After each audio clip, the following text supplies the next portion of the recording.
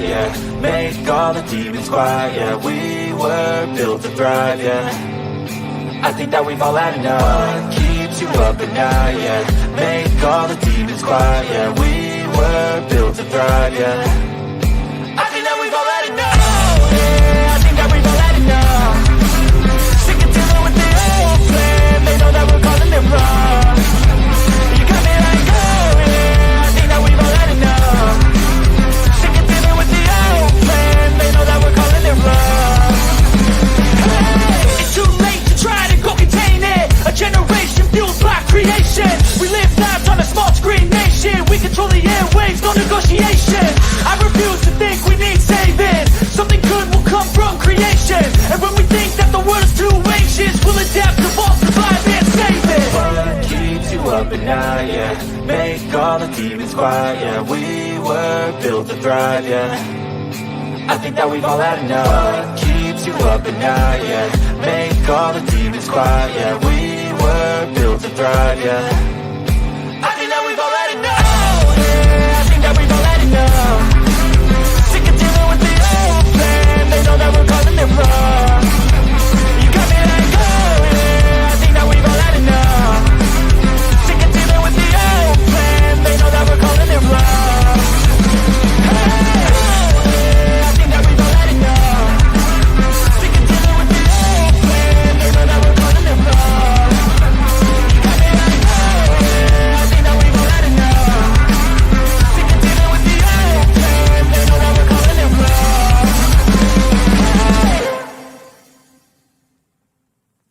Nobody is coming to save you. Get up. Be your own hero.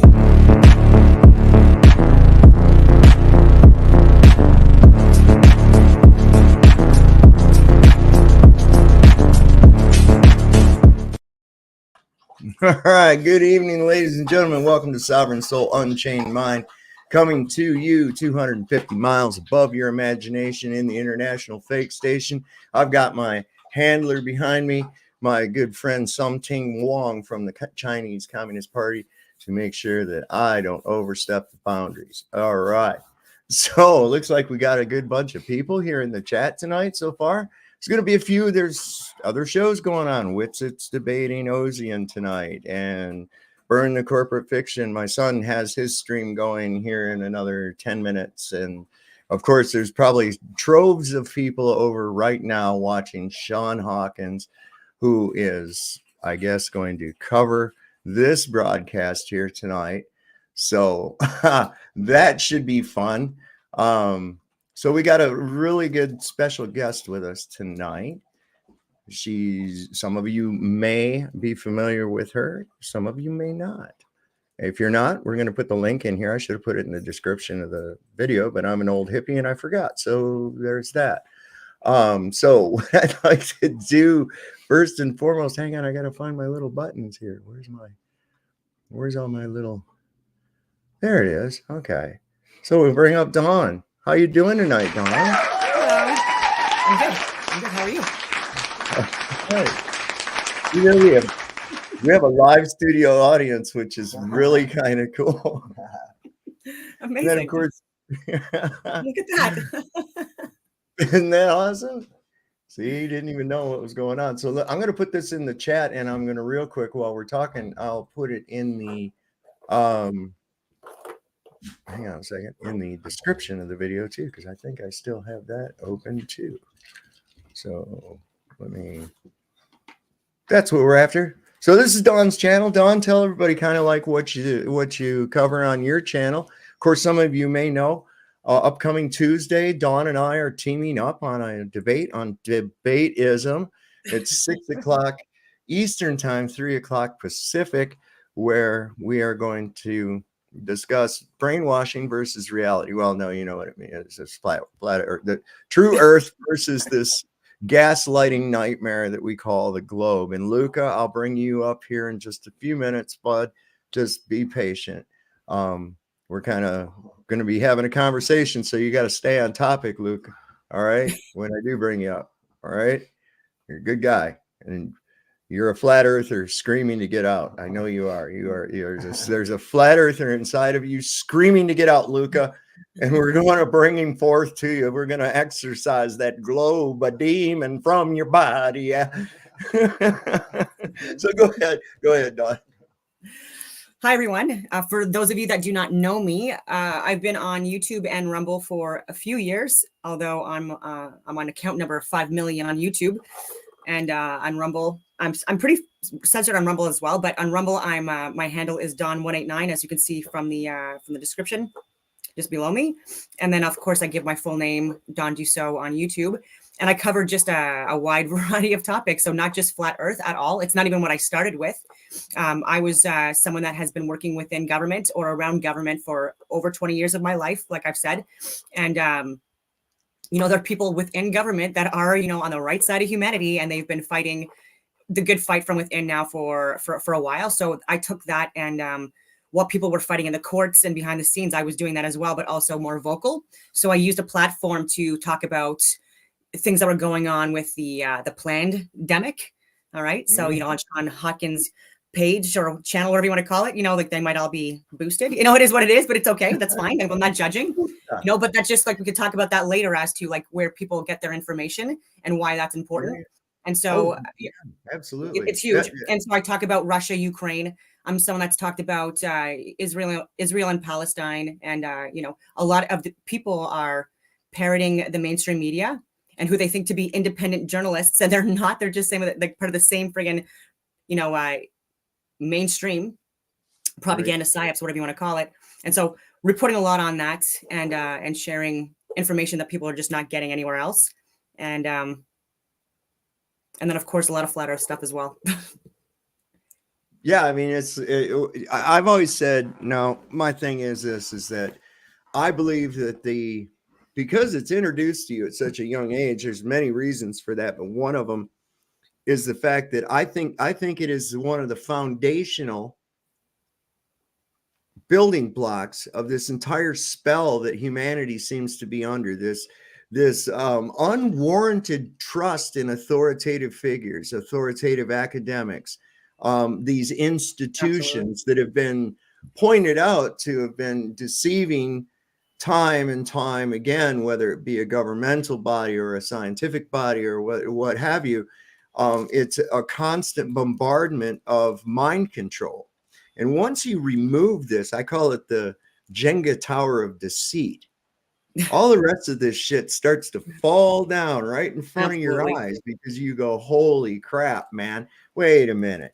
Do we really hate China and Russia and all these other countries and stuff? Seems pretty funny that everybody agreed to the same shit.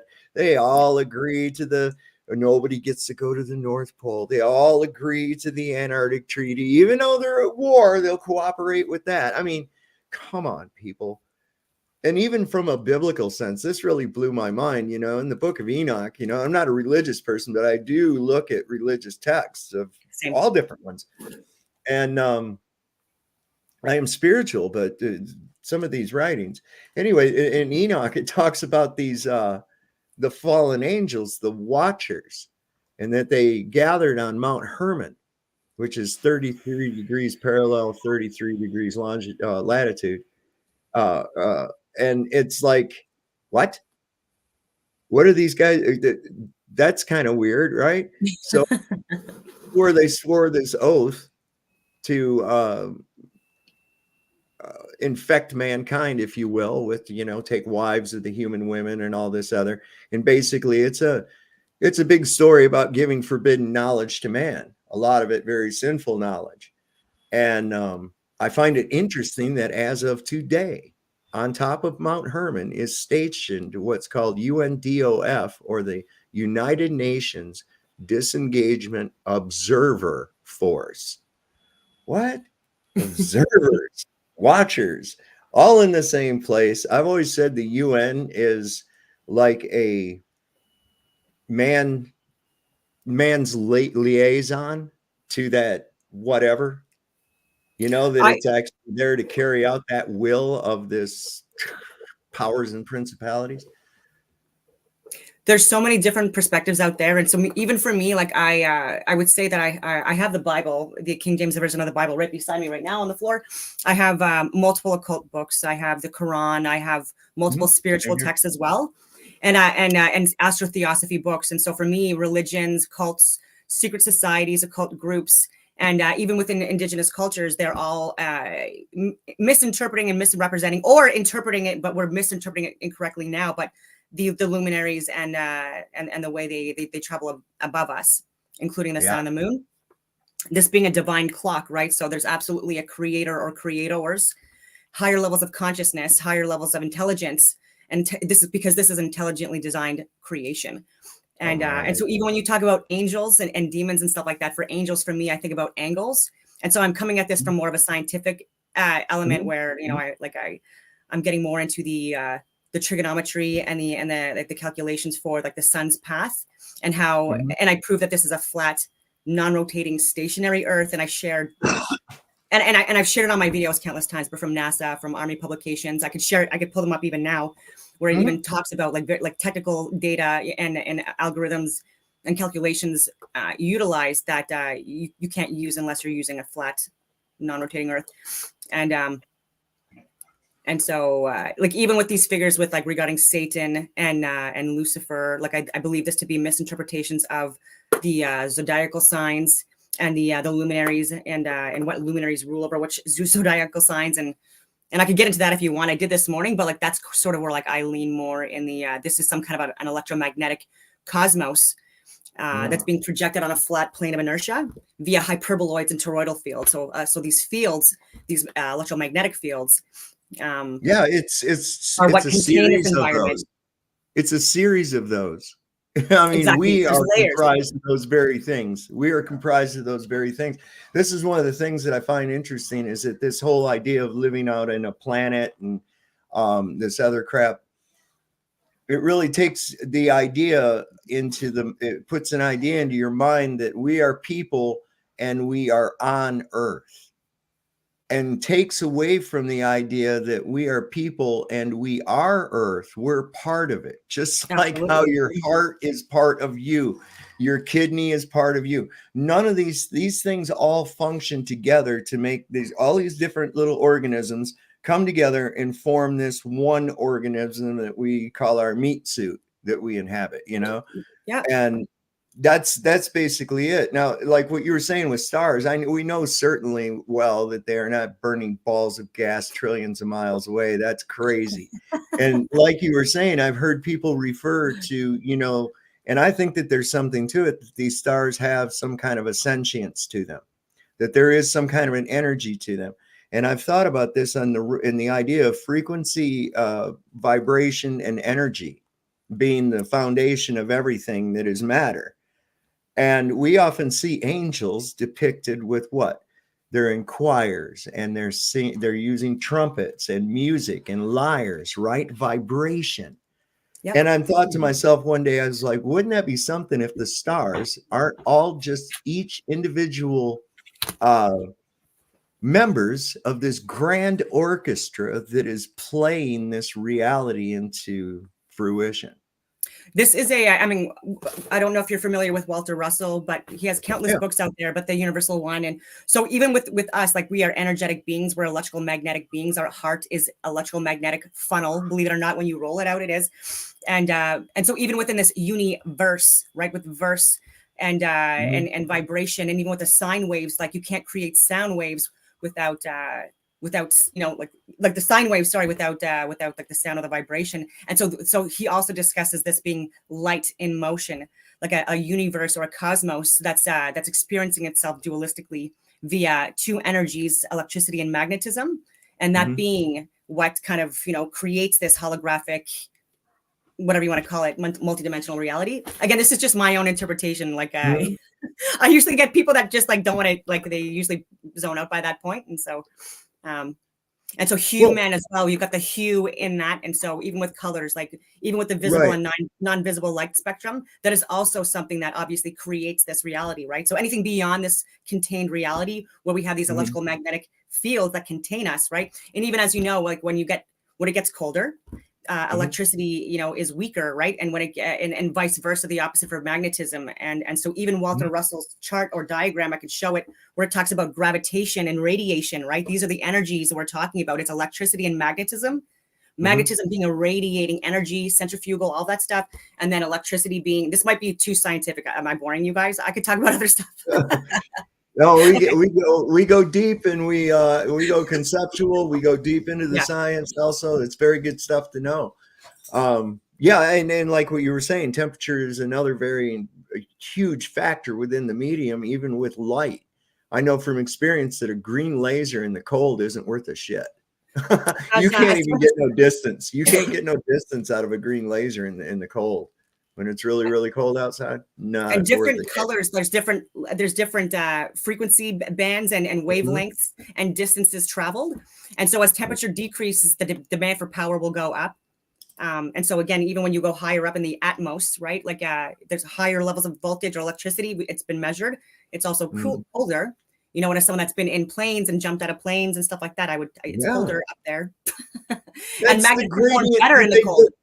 Listen, that's the gradient that they always avoid. When I'm always telling them, I'm like, look, man, this is the thing. You're never going to have a gas pressure without some kind of a containment. Nope. Okay. A physical containment, unless you can show some other way of containing a gas in a volume or a mixture of gases in a volume. Well, you've asked that. And when have they ever answered it properly? Like they've never given ever any proof. Sean came on one time. Sean went on Flatzoids and blew on a piece of paper.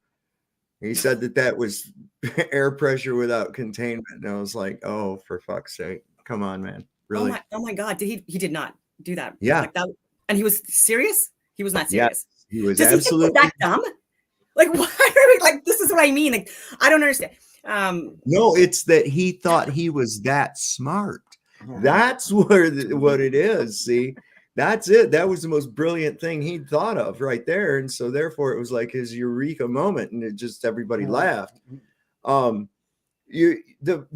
thing about that other gradient that they don't want to talk about in there is, there's pressure gradient, but there's also a temperature gradient, isn't there? Yes, obviously. And then magnetism, as temperature decreases, magnetism increases. And so it's the complete opposite of what they're saying when it's heated up, like molten magma, like magnetic cores, like it's with heat, that it's like, I'm like that. I don't even know what they're talking about and how that they even got away with that for this long. And that's why too, when you look at like the sun's path within the sky, it makes a sine wave 15 degrees every hour it travels. On its path, approximately 1,000 miles per hour, because every 15 degrees, these are measurable distances as well.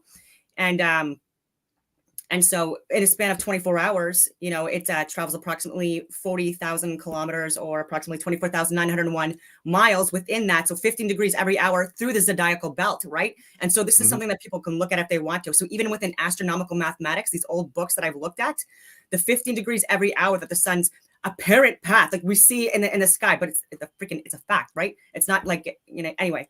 So 15 degrees every hour through the zodiacal belt. So these 12 signs, if you want to count Ophiuchus for 13, I don't care, whatever.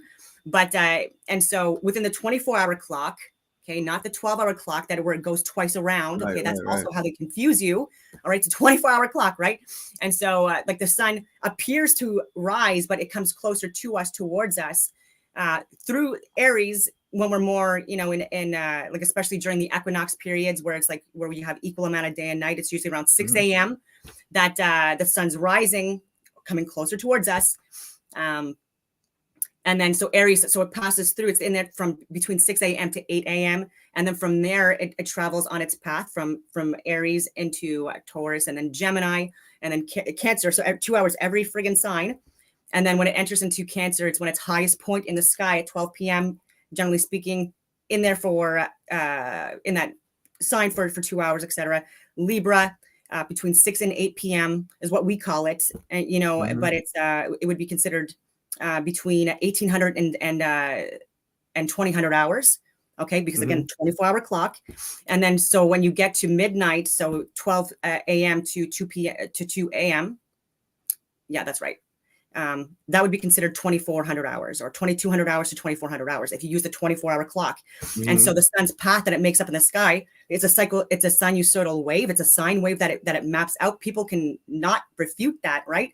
And they're trying to claim that, again, this is the Earth rotating. That's not facts. And it does this every single year, right? So I'll show a diagram if you don't mind. I don't want to take over anything here. All right, man. You're all right. We're pretty chill here. While you're bringing that up, I'll just welcome back, Taking Back Edens with us tonight, and Luca has joined us. So good evening, folks. How are you? Hi, Sovereign. Hi, Don, and hi, Luca. I'm well. Hi. Thanks. I hope you're all doing well as well.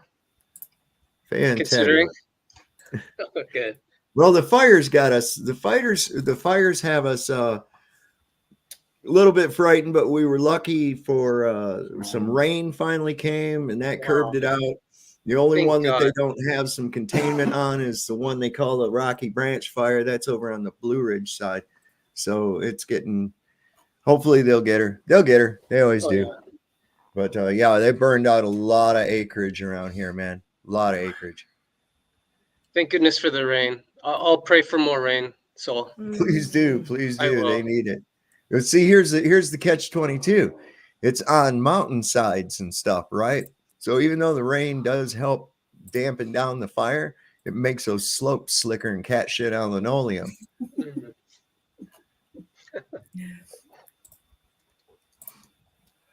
I'm looking forward to your debate with FTFE, both of you. Thank you so much for taking them on. Oh yeah, that should be. We're gonna try the new format. I don't know if Jaron had an opportunity to explain that to you, Don.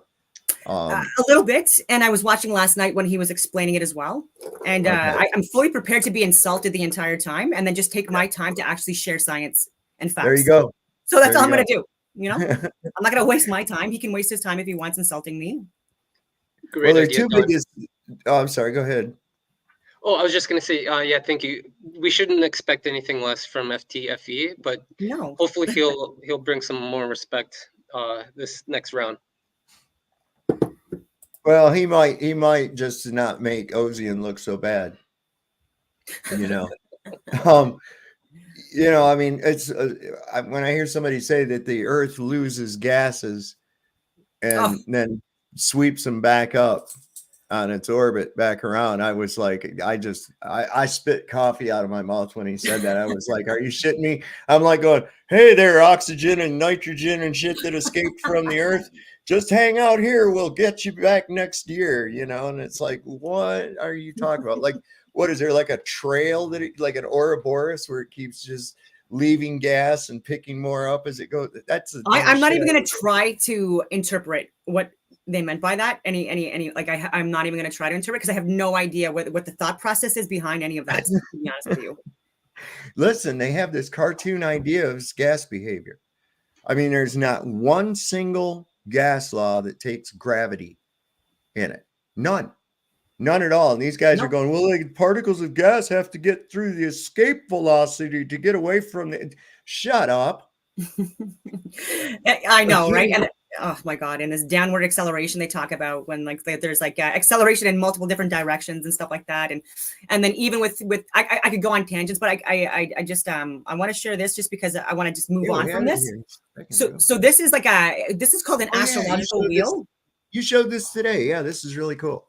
Yeah, so this is an astrological wheel, right? So this is what astrologers look at, not realizing that this is a geocentric model, right? Where it's applied with your location at birth on Earth with the luminaries above you, Also an impossibility if we were rotating and spinning, revolving through friggin' space and like orbiting around the friggin' sun and then going around the Milky Way and then through the galaxy, we would never have the same precision with the luminaries, that we do, and knowing where the sun travels through the zodiacal signs through the year, if that were the case. And so even with that, people are not understanding that makes no sense.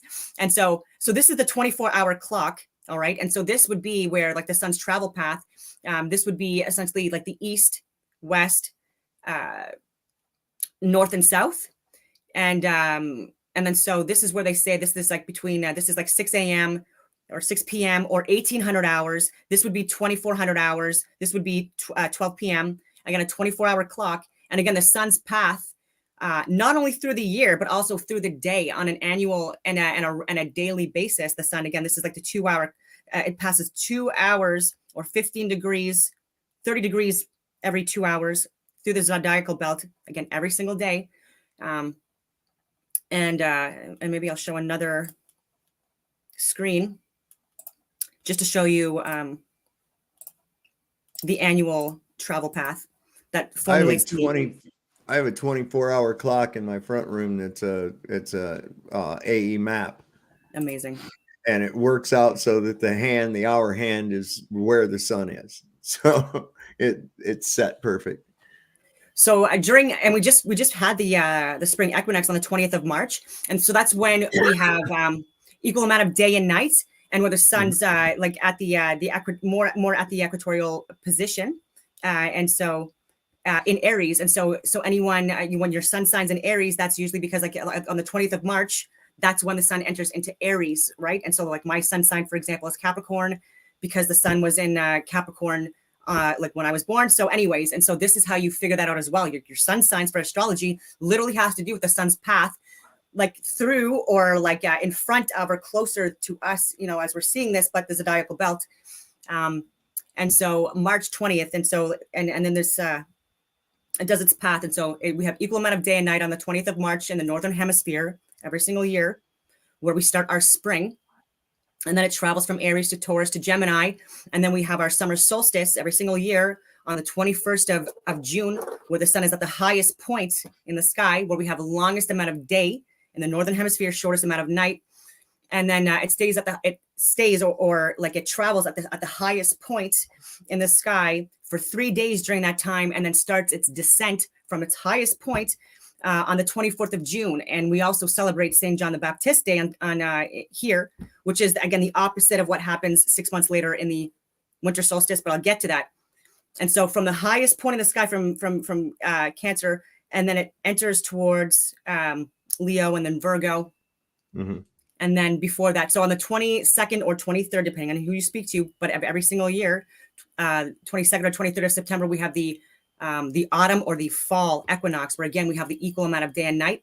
Okay. And so during the summer months for us in the Northern Hemisphere, that's when the sun is is traveling above us within its circular path above the Tropic of Cancer. Okay. Right. And in this position right here, the Tropic of Cancer, it never moves more than 23.4 degrees north latitude of the equatorial line, right? And so that's a measurable distance. So 23.4 degrees. Okay, if you approximate it, it's approximately 1,660 miles. And if you even think about it, 15 degrees equals approximately 1,000 miles. And anyway, and so you can go from there. And then starts its fall from the equator at the at the fall equinox. And fun fact, the Last Supper, Leonardo da Vinci's Last Supper, that's where Jesus is sitting. His position is at the fall equinox. And so then you start going from fall into and you start having shorter days, longer nights. We start entering the hell season, okay, or the winter season. So on the 21st of December in the Northern Hemisphere, we have the winter solstice, where we have the longest nights, shortest amount of days every single year. You can see it. This is measurable, observable, and repeatable. All right. And so, and then on its lowest path, it's the Tropic of Capricorn. It never travels further than 23.4 degrees south latitude from us in the Northern Hemisphere. So we have our winter months. The Southern Hemisphere, I'll show another diagram of that, but they have their summers.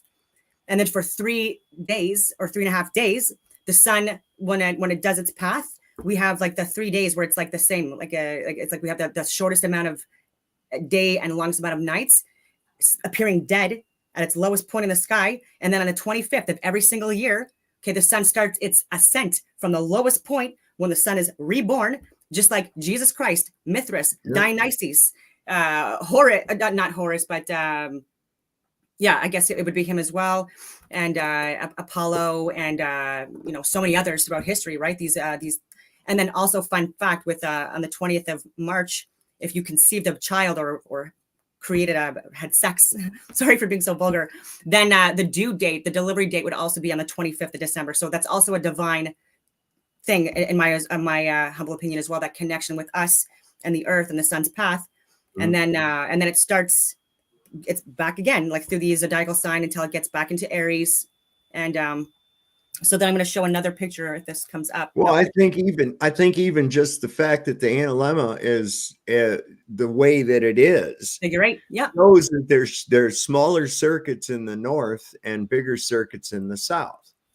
There we go. So this is a crude photo, but this is just to show you that this is the Tropic of Cancer, the sun's path that it travels when we in the northern hemisphere when we have our summer months. And this is the equatorial line. And again, even the sun between the equatorial line, again, it doesn't go further, 23.4 degrees north or south latitude of this position, right?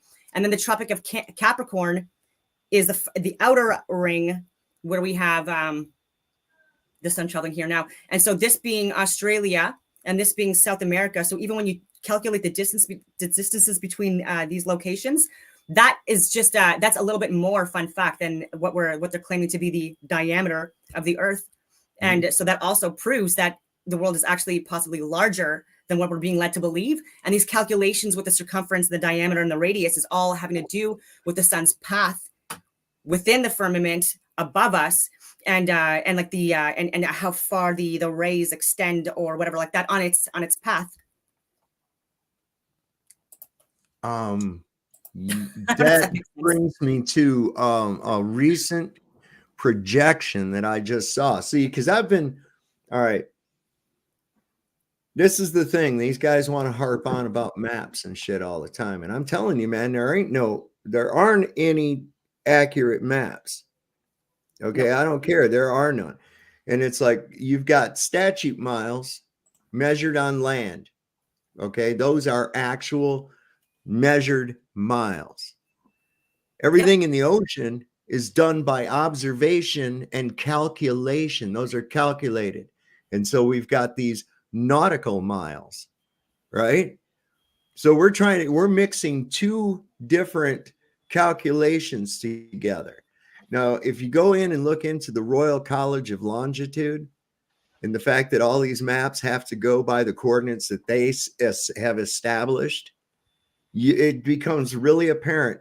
And when I find this, I think it's on my phone, and I'm going to bring it up, and maybe I got it over on Facebook, but this really kind of shows some stuff. I'm going to see if I got it on my page. Go ahead and with what you were having, I'm going to find this. Yeah, I can also say that when you actually calculate the distances, and go online and Google flight, like travel, like Expedia or whatever. I've done it countless times, and you could just calculate the travel distance for flights, right? So if you wanted to, for example, do a flight from Cape Horn, Chile, which is like the southern area of South America, for example, or choose another area like the southernmost point of South America, and then calculate the distance between that and, like, let's say Tasmania, Australia.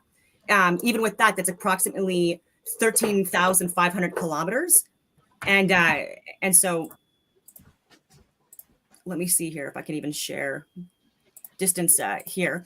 And so they're trying to allege that it's approximately 8,652.79 kilometers from Australia to like the southern tip to South America. But like, look, even like this is an official, calculator for distances, and for every other kind of distance that I want to calculate, it like these lines here, it actually does a curve like to show you like the direct line, and it doesn't do it when I try to calculate this. But when you look at the Gleason map, it makes a little more sense. Or even if you look at Peterson's projection map, because even with Alex Gleason's map, sorry, I'm trying to look at where the StreamYard is. Even when you look, I wasn't even showing the screen. What was it? Maybe it just stopped. Great observation. To both points, nautical miles, statute miles, and the flight paths and miles.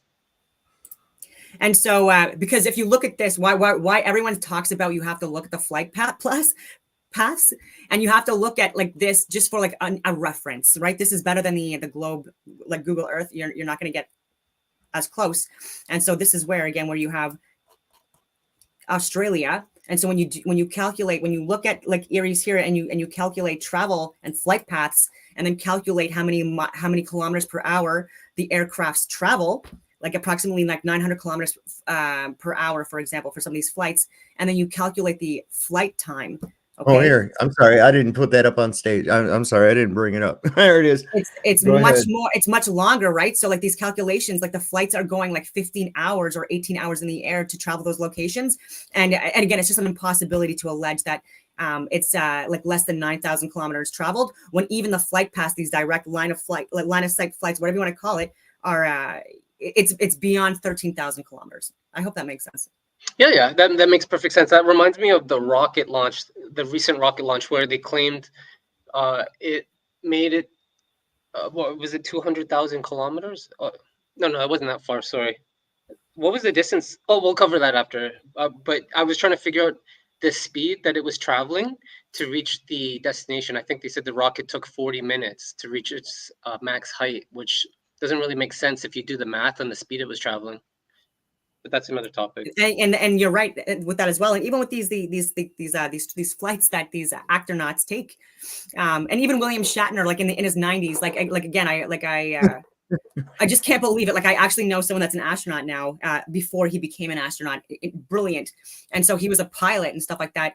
And I've also been in multiple aircrafts, and I've experienced G-force and zero G, whatever you want to call it. And I assure you, even 3G, 4G, you're gonna feel it, right? It's like times your body weight times 3 to 5, and then the further up you go in G-force, and they're trying to claim that these people are going through like beyond that for like G-force being felt, and knitting and playing with teddy bears and like talking and no, you'd be like sucked back, like what are you talking about? You know, like are you no. Absolutely. So fake, and there's no way. And again, like because again, you have to be an elite level athlete to be a pilot. You know, especially like for like again with the G-force alone, they would never authorize it. Like no offense, William Shatner, I fucking love you. You're Canadian. Sorry for swearing, but you are too old. There's no way they would have. Like, no, I don't care. Like there's no way. Have you ever seen this projection? No, I don't think I've seen that one.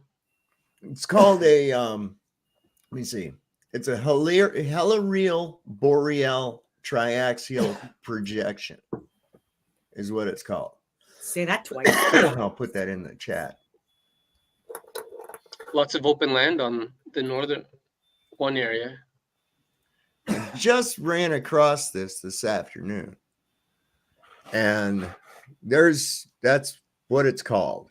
And if you look at these longitude lines, what they've got going on, right, is around these. I want to look into seeing how they made this, but I think that this is really interesting. I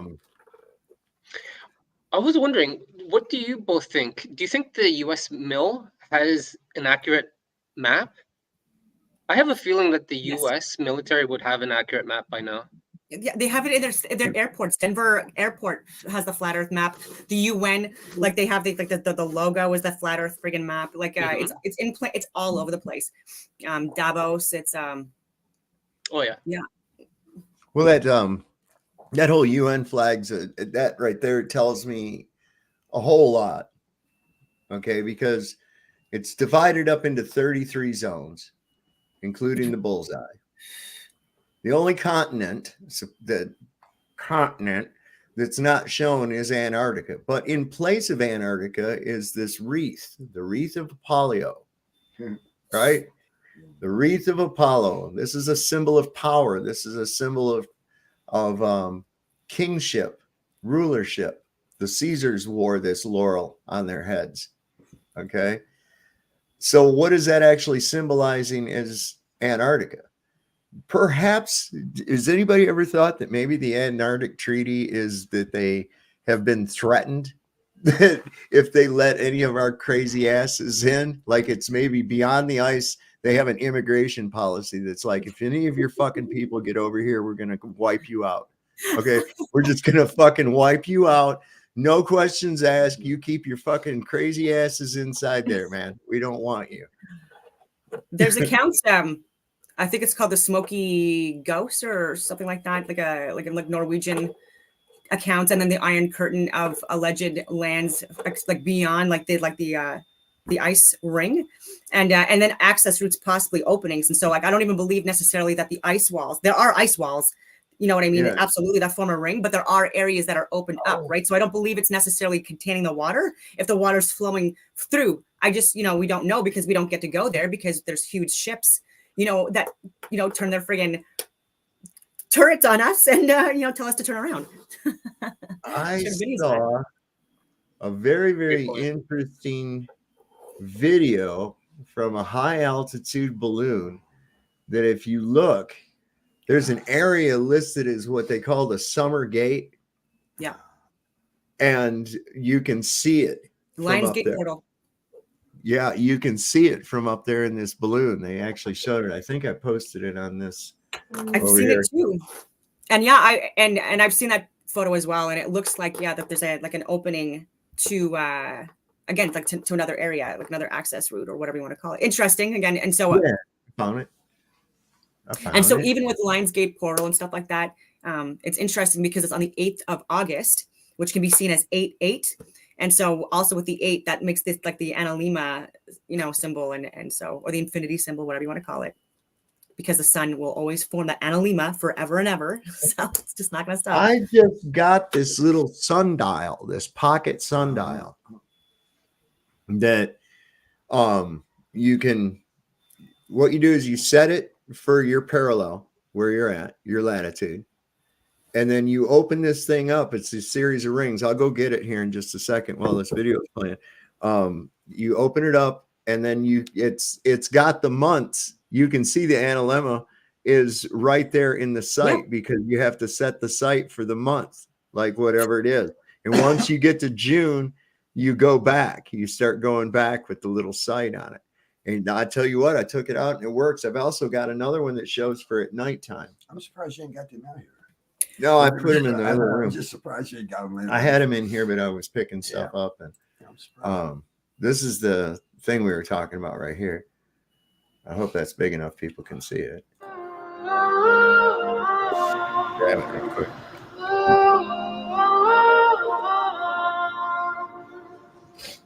Past lives could never hold me down. Lost love, sweeter when it's finally found. I got the strangest feeling.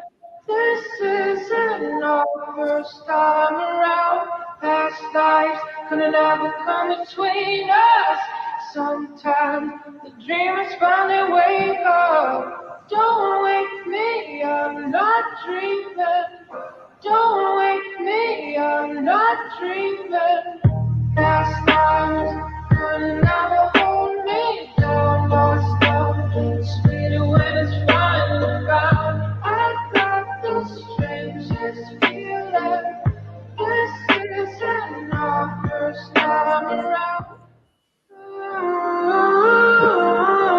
Starts over. I hate why they do that. I don't understand, but I don't know why they do that.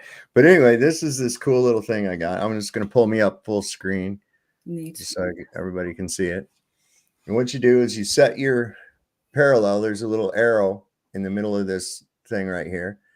And you set that to your, what parallel you're at. They're engraved right here along this whole outer ring. Then what you do is you open it up and turn this thing sideways to it.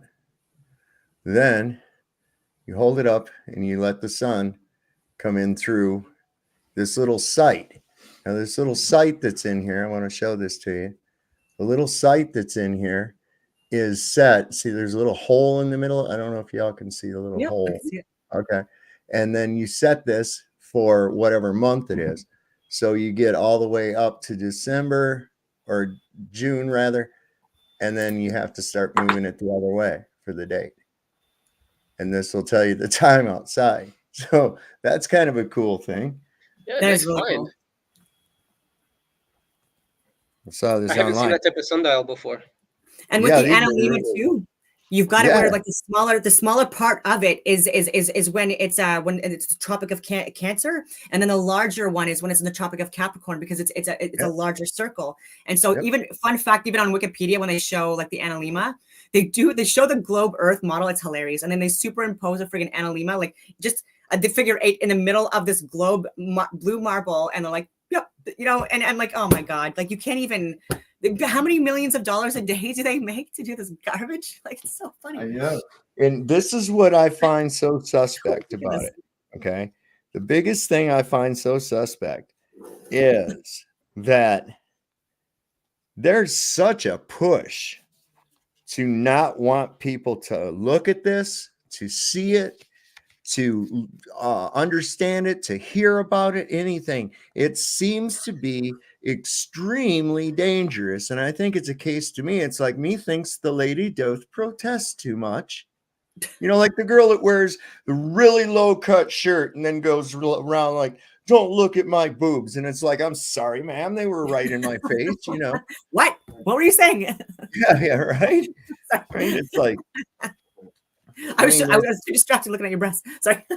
don't look over there. You know, it's like, how dare you? To the point of censorship. I mean, have you ever noticed that nobody's censoring Hollow Earth? Nobody's Of course not. censoring Donut Earth. Why? Of course not. No one's censoring Globe Earth, you know, not a real Professor Dave. Like, no one's censoring that bullshit. Sorry for swearing again. Oh my God. Yeah, that guy's a joke, man. Dave. He has, Arena. oh, no, but I was going to say he has some good, like his stuff on trigonometry, but I just wanted to share, sorry, like I know I'm going on a tangent, but just because I was mentioning it, but about like NASA data and Army publications, but even here, so, this is Army Research Laboratory. People can verify this for themselves from February 2001. Propagation of electromagnetic fields over, you know, flat Earth. Seems pretty official, right? You know, check it out yourself, guys. Like ARL-TR 2352.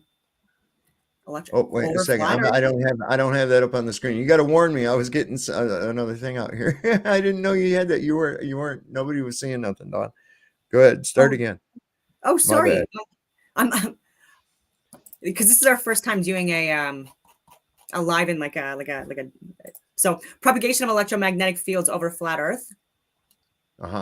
Joseph R. Melita. I've done videos with countless publications. Army Research Laboratory. Who's now? Is that an American outfit or is that Canadian? Yeah. Or From Joseph R. Melita, ARL-TR 2352. So we can go through here. You can see who wrote it. Verify this. The whole abstract contents. Let's see down here. So you can get distribution. Yeah, these are great documents. I included this one on one of my videos, government documents that state flat Earth. I'll just copy into another one in here, into this shared screen, just so I don't have to keep on stopping. Right.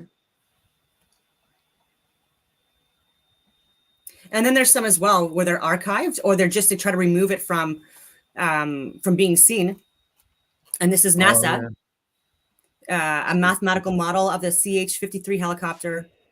It's been unclassified, declassified, so this is authorized for me to be releasing, or I would not. So it was classified. It's declassified. Okay. So this was secret knowledge. I have no idea, but it says it's been declassified, unclassified. So I always look at that to make sure before I release anything. Oh yeah, yeah. Just to make sure that I'm not. So it says right here, like a flat, non-rotating Earth, right? Amazing. So, you know, and this looks pretty friggin', you know, technical, Sean, right? Like, how's your friggin' new toy handling friggin' debate for the first time, buddy? You won't do it. You won't never come on here. And I could do countless others as well, but like I've done videos literally with like dozens of like literal official publications. Last time I checked, there was about 30 plus documents. Oh, easily, yeah. Yeah. And that's what's been declassified. So exactly. Yeah. I would love to ask you both a question when you get a moment. All right, just 1 second. I just want to show this one last thing that amazing. Showing that none of this has ever changed. None of this has ever changed. And Don's 100%. And Taking Back Eden, I see your thing you got backstage. I'll bring that up. This is really cool. Okay. So this thing here, you can take this wheel and you set it for the date. Right. Is that an astrolabe? Yes. I have an astrolabe too. And then what you do is then you look through the North Star with this. And what's the name of that star in the Dipper, Kochab? Yeah. Well, you've got Polaris. This is and Polaris then, goes into this little hole right here at the top. Yeah. Wow. And then Yeah, the this North little arm Pole right is here, there. you move that to the other star and it will indicate the time. And it too is in a 24-hour time format. Of course. Yep. It's This pretty is amazing. really, yeah. I mean, and this is technology 100 years. Now I haven't gotten into this thing on the back that it has, but it's supposed to be a tide calculator on the back. So I don't know how that works yet. I have to get into it. And I have From not my had- own, sorry. What? Oh, sorry. So I was just going to say, from my research, children were able to build astrolabes at one point in our Absolutely. history. Oh shit. And now today, Well, children notice have the no first clue what it original is. supercomputer. Yeah, You're yeah, not that's going right. to be We're the allowed first. to. You're not going to be allowed to tell children that, man. You're not going to be able to allowed to, because it's going to hurt their fifis, and they're going to make a law so that it's against the law for you to hurt the children's fifis by telling them that kids in the old days used to make astrolabes and they can't make Legos. So Very cool. Imagine. So you know what? Something came to me one day in the Bible. I was studying in my bedroom, and a similarity between our most precious eye and the flat Earth biblical model. I'd love to just show that really quickly with you guys, with you both. So I've been asking people, how much would you sell both your eyes right now? And generally, most people, they wouldn't take a dollar amount. I can ask them 10,000, 50,000, 100. I've even went 100 billion, and people are like, no, I will not sell my eyes for $100 billion. And then I show them this. So if you look closely at our human eye, which people will not sell, the sclera, or the white part of our eye, represents the ice wall.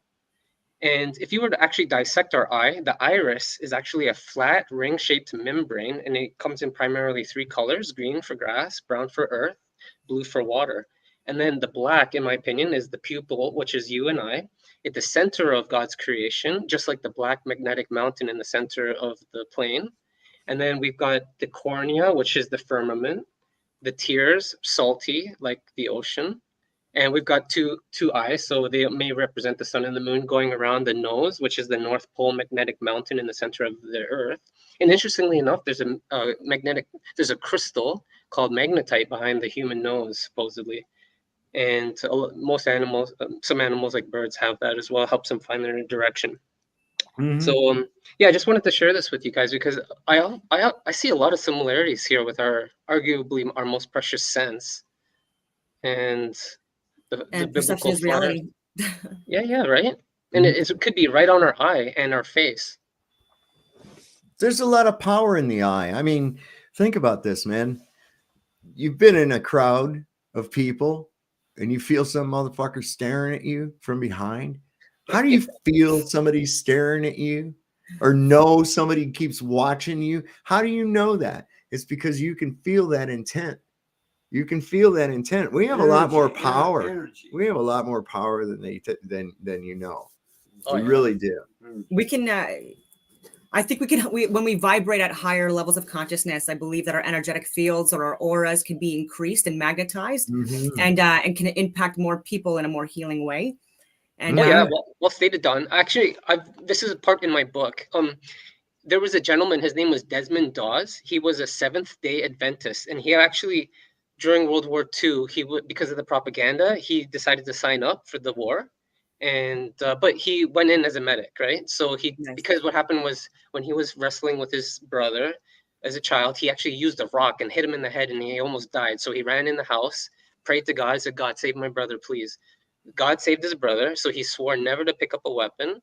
He joined the army at World War II, and he was sent into one of the most violent and dangerous places during World War II at that time, which is called Hacksaw Ridge. And he literally saved 77 people without a weapon. And I really think, Don, what you mentioned, his heart, the aura, was able to protect him Like, so any bullets coming his way might have been He misdirected. was Doss was just from down south of where I live at right now. He was down near Lynchburg. Wow. So yeah, you're familiar with him. Yep. Yeah. So They he did a literally movie. saved- They did a movie about him Oh, called epic Hacksaw Ridge. movie.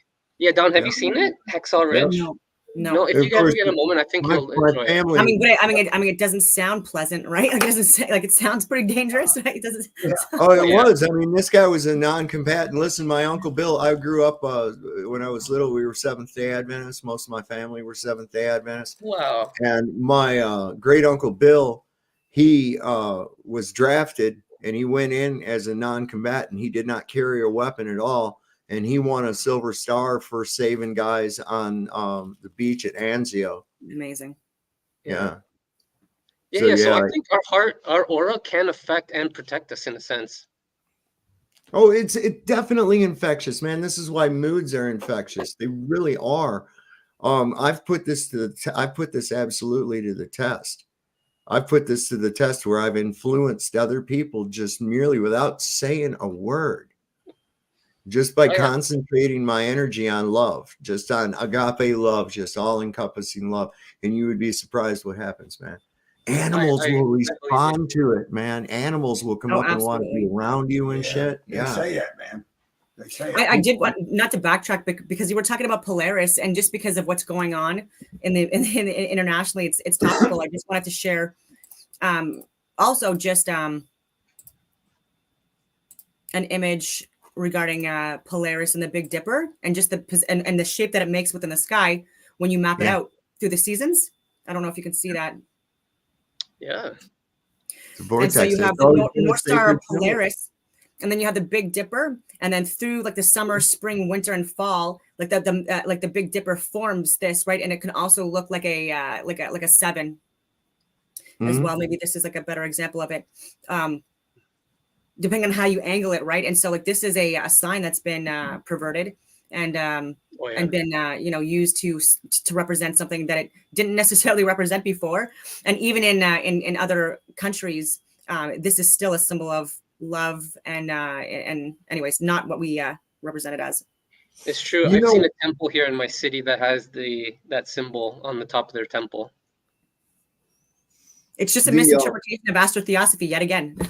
Well, there again, the where the misinterpretation of that came from, actually, because as it was used at the time, was as a symbol of prosperity. Yes, The that's true. writers of his story, in other words, the victors of the cause, were the ones that wrote in the history, okay, and demonized that symbol, okay. That's where the reality of that comes from. And hey, who's to say it didn't really work? Because if take all the horror story bullshit out of it, if you look what happened to that little country in a short period of time, they went from a depression worse than we've ever witnessed, all the way to being one of the world's leading developers in science and aerodynamics and people's philosophy, rights. art, all kinds of shit. I mean, they were super duper. They had a burgeoning economy. Shit was really rolling in good, man. He promised to make Germany great again. Just Yeah. saying. Uh-huh. I mean, the whole rhetoric of, if you really Yeah. look at the rhetoric outside of, the blame of the woes, a lot of the same rhetoric is the same about claiming back our culture as a people, claiming our pride in our nation and our pride in our people and that kind of shit. That's what he's Nationalism. He's wanting to push, right? I don't necessarily agree that Adolf Hitler was a nationalist. I believe that he was possibly like an internationalist, and when he started pushing like the things that he was pushing beyond like his territorial national boundaries, that's kind of when he and sorry, just to backtrack on that as well, like when you look at the geopolitical environment during World War I and World War II, first of all, Adolf Hitler, he was a socialist, and he became leader of a minority party under a socialist party.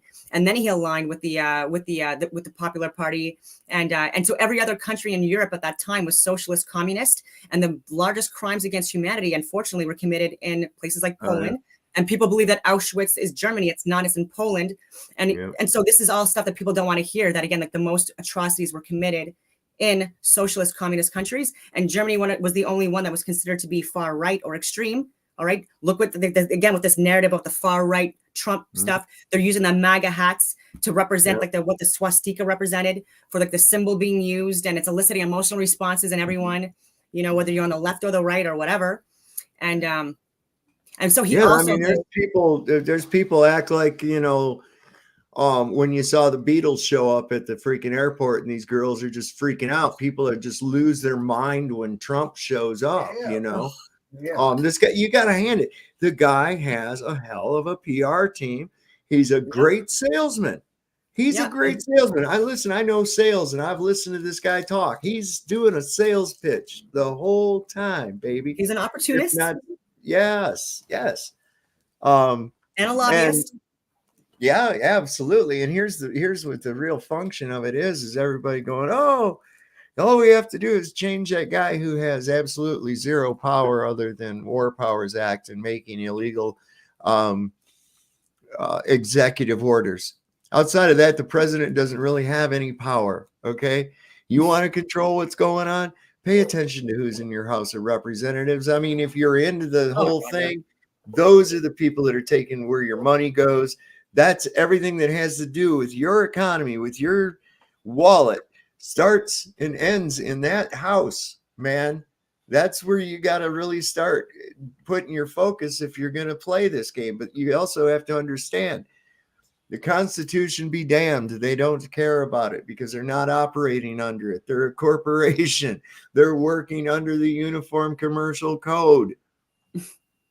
They're not there for you. Every one of those fuckers is not there to represent you. They're there to take more and more of your shit. That's what they're there for. That's kind of how it is now. And so even with Trump too, he's counterintelligence. And people don't understand that, right? And so even in the Soviet era, like pre-91, before the collapse, like they called it Operation Trust. And so that was another, counterintelligence operation, again, decades ago, where it made people believe that there were people that were working within government, that were working covertly, but for them, had their side, had their back. They're working for you, you know what I mean? And they're going to be the ones that takes down the friggin' dictatorship and all this stuff. And no, it was literally just to make people divided and not respond, right? And so so this is what this QAnon thing is. And I've been saying this for years as well. Yeah. Oh, don't worry. Good guys in government are going to come save you from government. I'm like, oh, okay. And then you see photos and videos of Trump, with the counterintelligence teams with the friggin', and I'm just like, you can't, are you not seeing this? Oh my God. Yeah. It's all a big show. Every last little bit of it is, and it keeps the masses distracted. It really does, while the real play comes into effect. January 6th too, he was out, and I do think that he was inciting violence, and so I've covered so much of that too, more than anyone. I covered January 6th from so many different angles, and he was there, and he was again with Ray Epps types, and again a lot of feds, a lot of crisis actors, and controlled opposition, and plants and stuff like that, and he fully exploited that, and so even with that, I'm just that he doesn't that's not a leader. And people watching this love Trump. I'm so sorry, but they get so crazy sometimes. Here's what I think, man. I think Trump was in on his own defeat. Of course, and this court stuff going on too. This is intentional.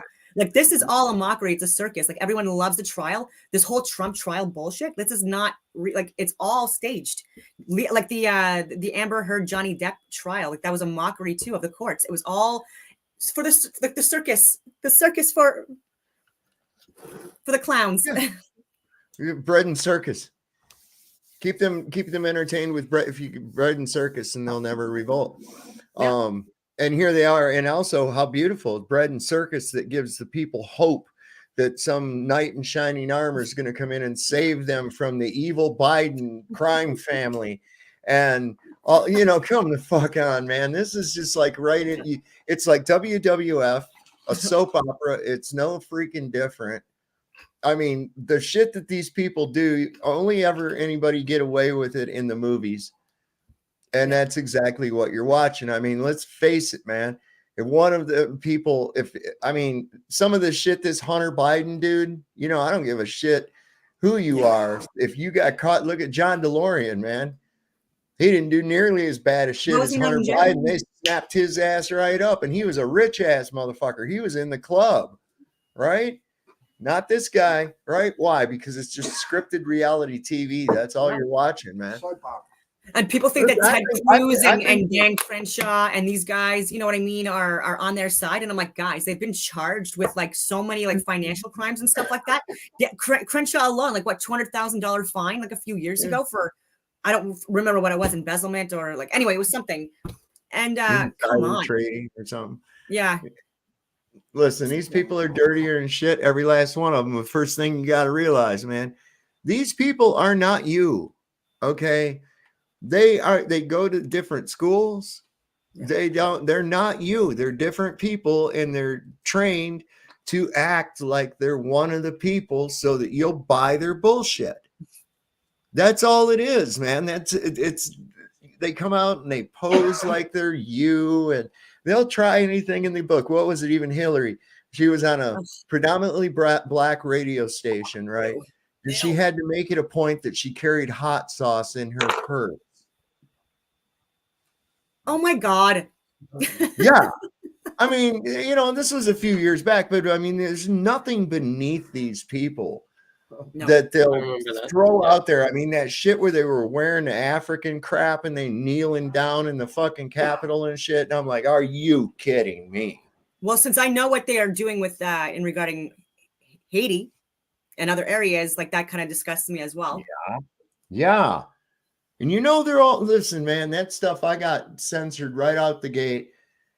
Shit. When that stuff first broke, okay, so I know quite a bit about MK Ultra program and the Monarch programs and how trauma-based mind control works. It's kind of a hobby of mine. I've been really interested in. So you know that the psychologists that came from like Nazi Europe, right? Not Germany, Nazi Europe. Also, like we're part of like the science teams and stuff like that, part of NASA, like not just Werner von Braun, but even the psychologists working with the MK Ultra and also working with mass murderers. Yeah, well, they were doing a lot of it. I'm trying to remember the guy's name. They were doing a bunch of this shit in Montreal because of because of the way the Canadian health laws were worked. They could get away with using people that were already in there for this research, and they were like dosing the fuck out of these people with acid, man. I mean, like dosing them. Not just Montreal either, but yeah. Yeah, even across the medical field, they've even taken orphans and used orphans for trials. Can you believe that? They're taking the most vulnerable children and just look at this orphan situation in the 1800s and early 1900s. That's some craziness. They had these purity laws like in England that made it so that if a woman had a child out of wedlock, she was like excluded from any kind of society, relegated to some kind of a slum workhouse, even up to and including they had laws where they'd come and just take their children because they weren't legitimate. And they had these huge orphanages all over the place. And consequently, you know, they were putting them in workhouses and wow, and then shipping them all over the place. And who knows? I think that have you seen any of that stuff where they show the old? It was a literal business. Yes. They did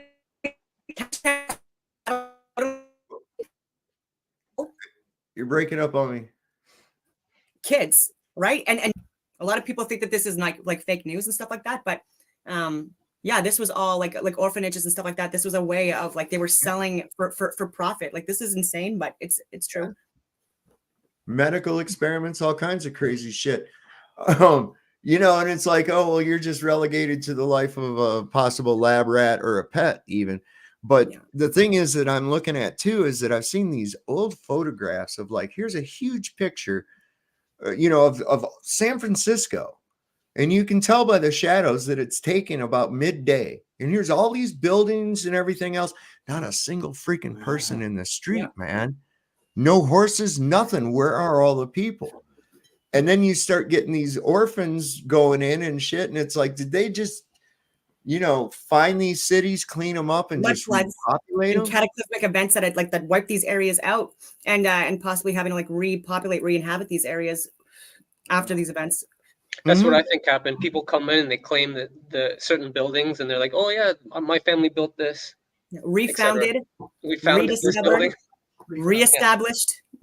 Yeah. So wait a minute. You mean that they found some free masonry and then claimed it as their own and repurposed it? Hey, well, make this be the post office. Yeah, that's it. That's it. Ticket. Yeah, and you're talking about the education systems too. So when certain groups not re-inhabited, because there were peoples that were living here, and but when people came here, when we started developing these educational institutions and these banking institutions and these federal institutions, again, these were also like here already. They just like reoccupied this infrastructure and just repurposed, so to speak. And so even within that, they also had political parties that were developed around the same time, and then also media. And it was just two parties and then two media outlets, right? So for Canada, for example, it was conservative and Conservative Party and the Liberal Party, blue and red. And blue and red. And the media, it was Global and CBC, and that was a way to control the society and stuff like that, and make us think that we have choice and stuff like that. You know what I mean? But again, left and right, part of the same bird, and then they were all parroting like the same propaganda psyops that people from other countries were relaying to them to control the masses. Yeah, well stated. I take it you're both familiar with the company Vanguard by now, then. Yes, and BlackRock and Lockheed Martin, right? And JP Morgan. And these guys own major shares to practically every company that affects our lives. So BlackRock, from news to social media to technology, weapons, everything. So the boardroom is controlled, and so is the narrative. So a lot of people don't realize what's going on and who's behind a lot of these companies, and the fact that they're all working together. Agreed. Oh, I mean, look, it's even evident, like, people go to the grocery store and they're under this illusion they have all these choices. But if you had everything in the supermarket labeled by their parent company, you'd see you only have like about 4 or 5 choices of anything. It's all those companies. That's it. If that many. I'm being liberal with it too. I mean, ultimately, and there again, who's Pepsi? Who's their biggest rival? Oh, and with Coke, it's part of the same company. Yeah, Vanguard is a lion's share of both companies. So Walmart. I mean, every bit of it, everything is owned by. And then they pit the one against the other. You know what I mean? Then you have Coke people and you have Pepsi people, and it's like a whole thing. You know, it's just it's such a psyops, right? It's just a way. If I'm not mistaken, is it not the colors red and blue with the Pepsi and the Coke? The same owner though. Yeah, I mean, but think about it. Tylenol and Advil. Republicans and the Democrats, the red and the blue. It's this contrasting thing, and I want to point out that red and blue contrast each other and confuse the mind. They really do. That's you can take a little tiny blue see-through plastic dots and put them right in front of the bulb on your brake light. And it'll make your brake lights look really freaky to the back people behind you. It will. It'll look all 3D and shit. You're right. That's why there must be and thank you. And that must be a reason why they use it in the police lights, the blue and red. It is. That's it absolutely is. It fucking confuses the mind. All right. If you even watch the start of any of your news programs, and I'm pretty sure most of the people don't anymore here. But if you do and you've paid attention, they have this thing at the beginning. It starts out, there will a lot of times be a globe, right? Of course. Or circles that are spinning concentrically, and then they zoom in on it and it's rotating, and it'll come up and it's like a countdown. It's like 5, 4, 3, 2, whoom, and then this white flash, and that thing goes down into the corner and it continues to spin. And the girl comes out and goes, look at my breasts while I lie to you. And the guys are going, yeah, me believe, pretty girl. That subconscious kicked in already. They've got you in the hypnotic spell. That's where it's at. And it's all red and blue. Their whole scenery is red and blue, contrasting colors with little flashes of white going chew over here and chew. So then they're going to give you ADD artificially by having about 4 or 5 different things going on the screen. In addition to their little spinning thing, they've got a scroll telling you the stock prices and another one telling you breaking news that's happening here and Kim Jong-un shit his pants on the border and everything else going by down here. And oh, look up here is a live camera of a high-speed chase in LA, and they're talking about a puppy for, it's like, holy shit. It's just confused the mind continuously. Absolutely. And that's what it's designed to do. And that's why I think you find a lot of people are getting like this ADHD mentality where they can't fucking stay focused on anything. And the frequencies and the waves and the vibrations, like there's so many different things happening to keep us irritated or at a cellular level, like inflamed. And so even with the visible and the non-visible light spectrum, the different colors can elicit various different emotional responses too. And so even with that, I also don't know if I mentioned this, but like with the color green of the rainbow, it's like the center color, but also we see more shades of green than any other color. And so also on that spectrum, it's also in the center of the 7 colors that we of the visible light spectrum. And then you have the non-visible light spectrum extremes, which is violet or ultraviolet rather. And then you have infrared, right? And so with the visible light, with the 7 colors being violet, indigo, blue, green, yellow, orange, and red.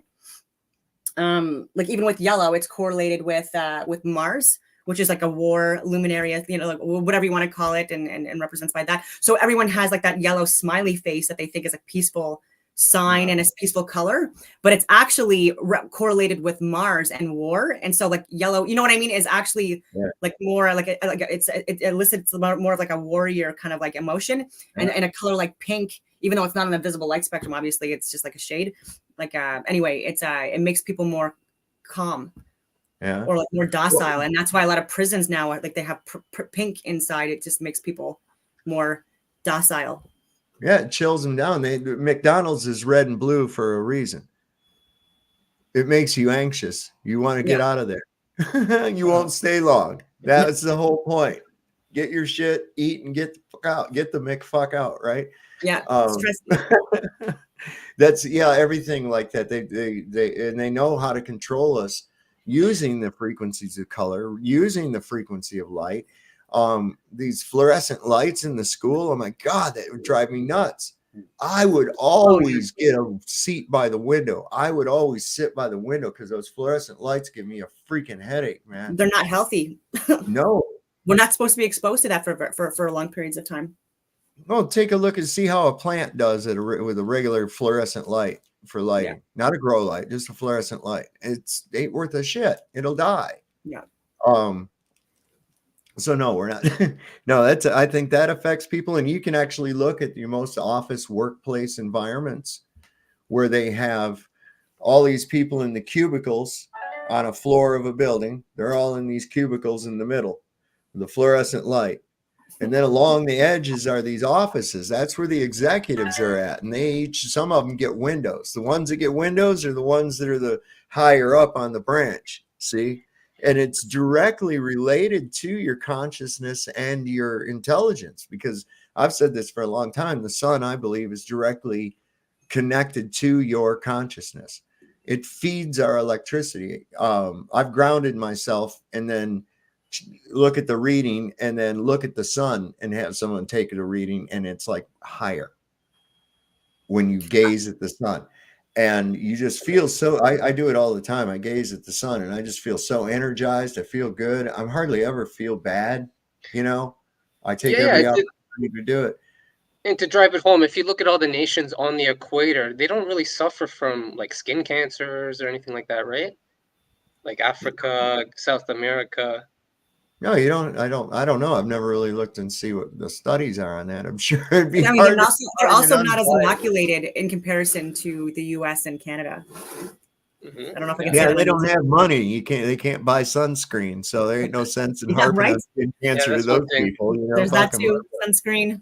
Oh yeah, Um, absolutely. I'm against sunscreen and even Oh, the deodorant for women. Some of no. these aluminum products that, Yeah. or I don't touch any of that.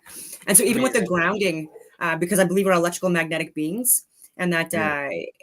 like Oh, within our eyes, like seeing the rays of the sun and being grounded, like that also like assists with the diffusing of the like the electrical charge and stuff like that within our bodies, and then allows us to heal, be less inflamed, sort of like assist with again energizing our battery or increasing that magnetic field. Mhm. And with the sun gazing, and we have I guess like crystals within our eyes as well, and again all of our senses, perception is reality, but where was I going Yeah. with that? Anyway, Oh, but the sunlight wanna- and grounding. Yeah, It has to be- incredibly healthy for us. Yes. people have been taken out of their circadian cycle Yep. completely. This is why we're energized during the day. We wake up in the morning. This is what, it's not because to go to work. You wake up in the morning because that's when the sun comes up. We start getting energized. It's directly related.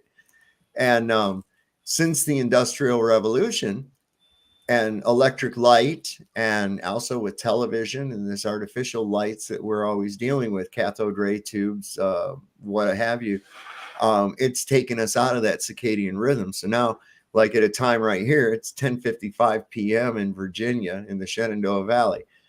110 years ago, everybody would have been asleep by now.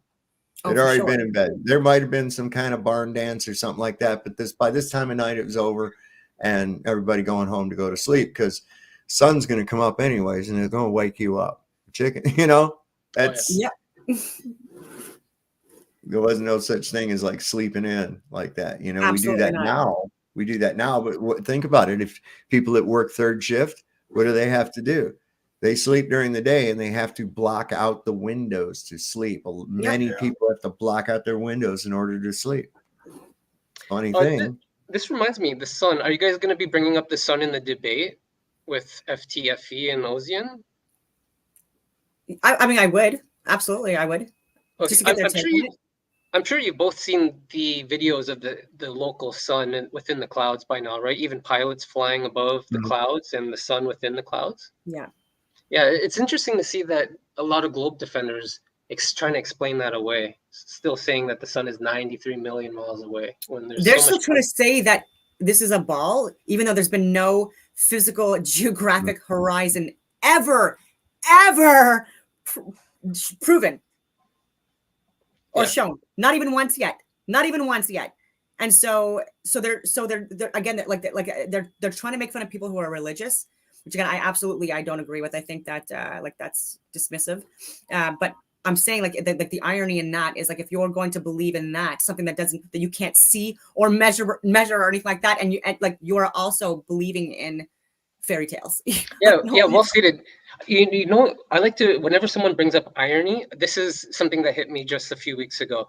A lot of atheists and agnostic people literally get their information from a literal priest. The priest who formulated the Big Bang Theory, right? So these atheists my God. literally get their information from a priest at the Vatican, which is irony in my Not just any type of priest, though.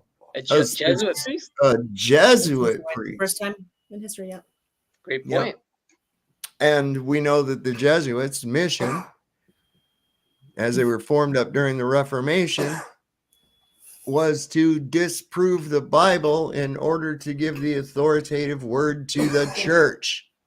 Well stated. And Yeah, Don, have you looked into the Reformation history by now? What aspect of it? For a general overview from both sides. Have you seen how some people have shown that the Vatican or the papacy were involved in hiding the Bible for approximately 1,000 years? I believe that the Vatican and that whole area has been I guess affiliated with or connected to kind of like the psyops that's been going on throughout the world now for a very, very long time. And I do believe that have started wars, been a part of wars again as part of like control, misinterpretation of religion, and like slaughtering complete, like cities and towns and stuff like that, and just because they didn't, believe completely the other people's misinterpretation of the Bible. Yeah. And Yeah. Thank you. there's so Yeah, much I could 'cause talk about. There's it's, three you're different right. popes. There's a black pope and the white pope and the gray pope, and they all again are people that are just puppets, and they look like virtuous symbols again that you can trust and believe in. But the reality is a lot of this is also again like a possible like a front for human and drug trafficking. There's a lot of exploitation of people within Whoa. Well stated. Take a look at religious sects. You know what I mean throughout the world. And, You've got the Black Pope, which is the Jesuit Pope, right? And the current Pope is a Jesuit. The first openly. Now, Yep.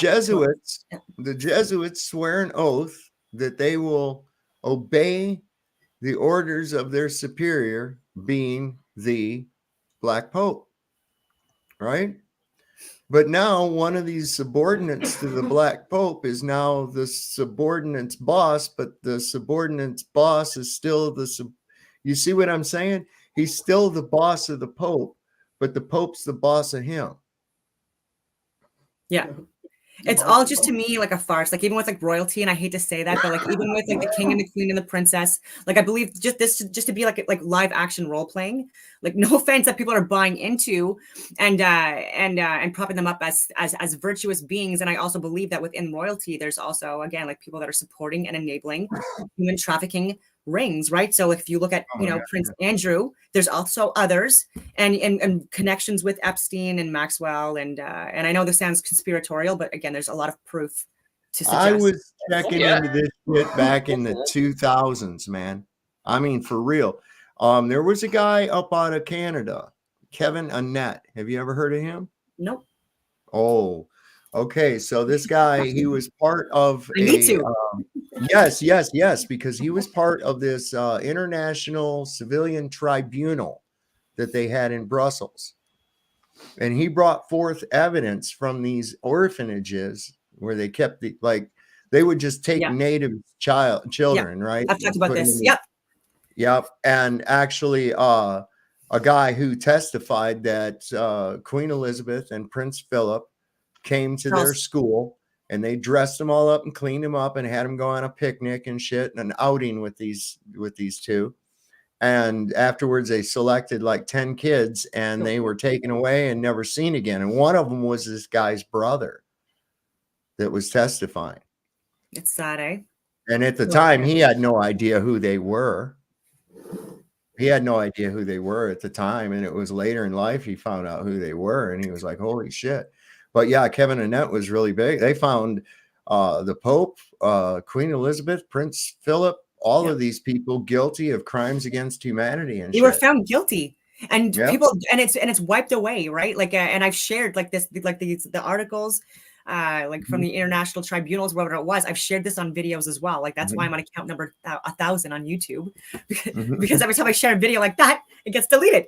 Yeah, that's why when I want to get together, maybe we'll do a stream on just that shit, but we'll just take it over. We'll just go over on Rumble. Yeah. Because they went to indigenous communities all over Canada, especially early on, and even in the Yukon. Like I went to the Yukon like 2 years ago on a road trip with my dogs, and met a lot of people, and it was interesting, and did a lot of like searching areas, and then they were even saying it there, right? Like we're like children going missing because of so the indigenous people in Canada don't like the royalty either, right? So like people in Canada are not understanding. Not everyone believes in the Commonwealth and the constitutional monarchy either. Right. Well, I'm half British, so it's hard for me to even go against them as well. So, all right, and I'm thankful for both of you for standing up for truth and sharing the truth, because this is important. People are counting on us to hear this information. They're not going to hear it on the mainstream news. You guys aren't alone. The United States never really broke away from England. That was a farce. This is why it's been called the Great Experiment.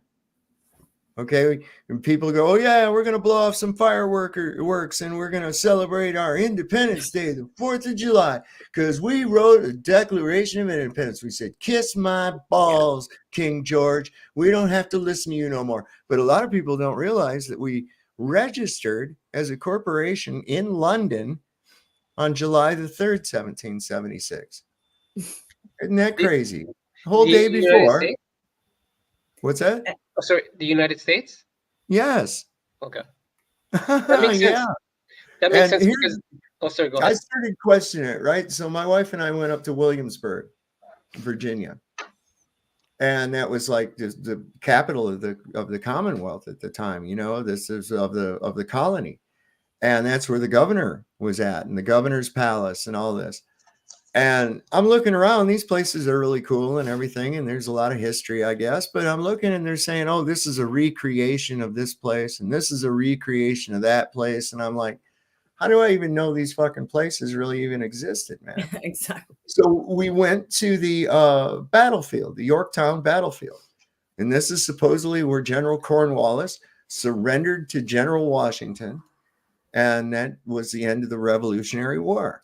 So I go there and we're looking around and it's like, oh, what's this over here? And it's like, oh, okay. I recognize this type of embodiment, what this is. This is obviously for artillery.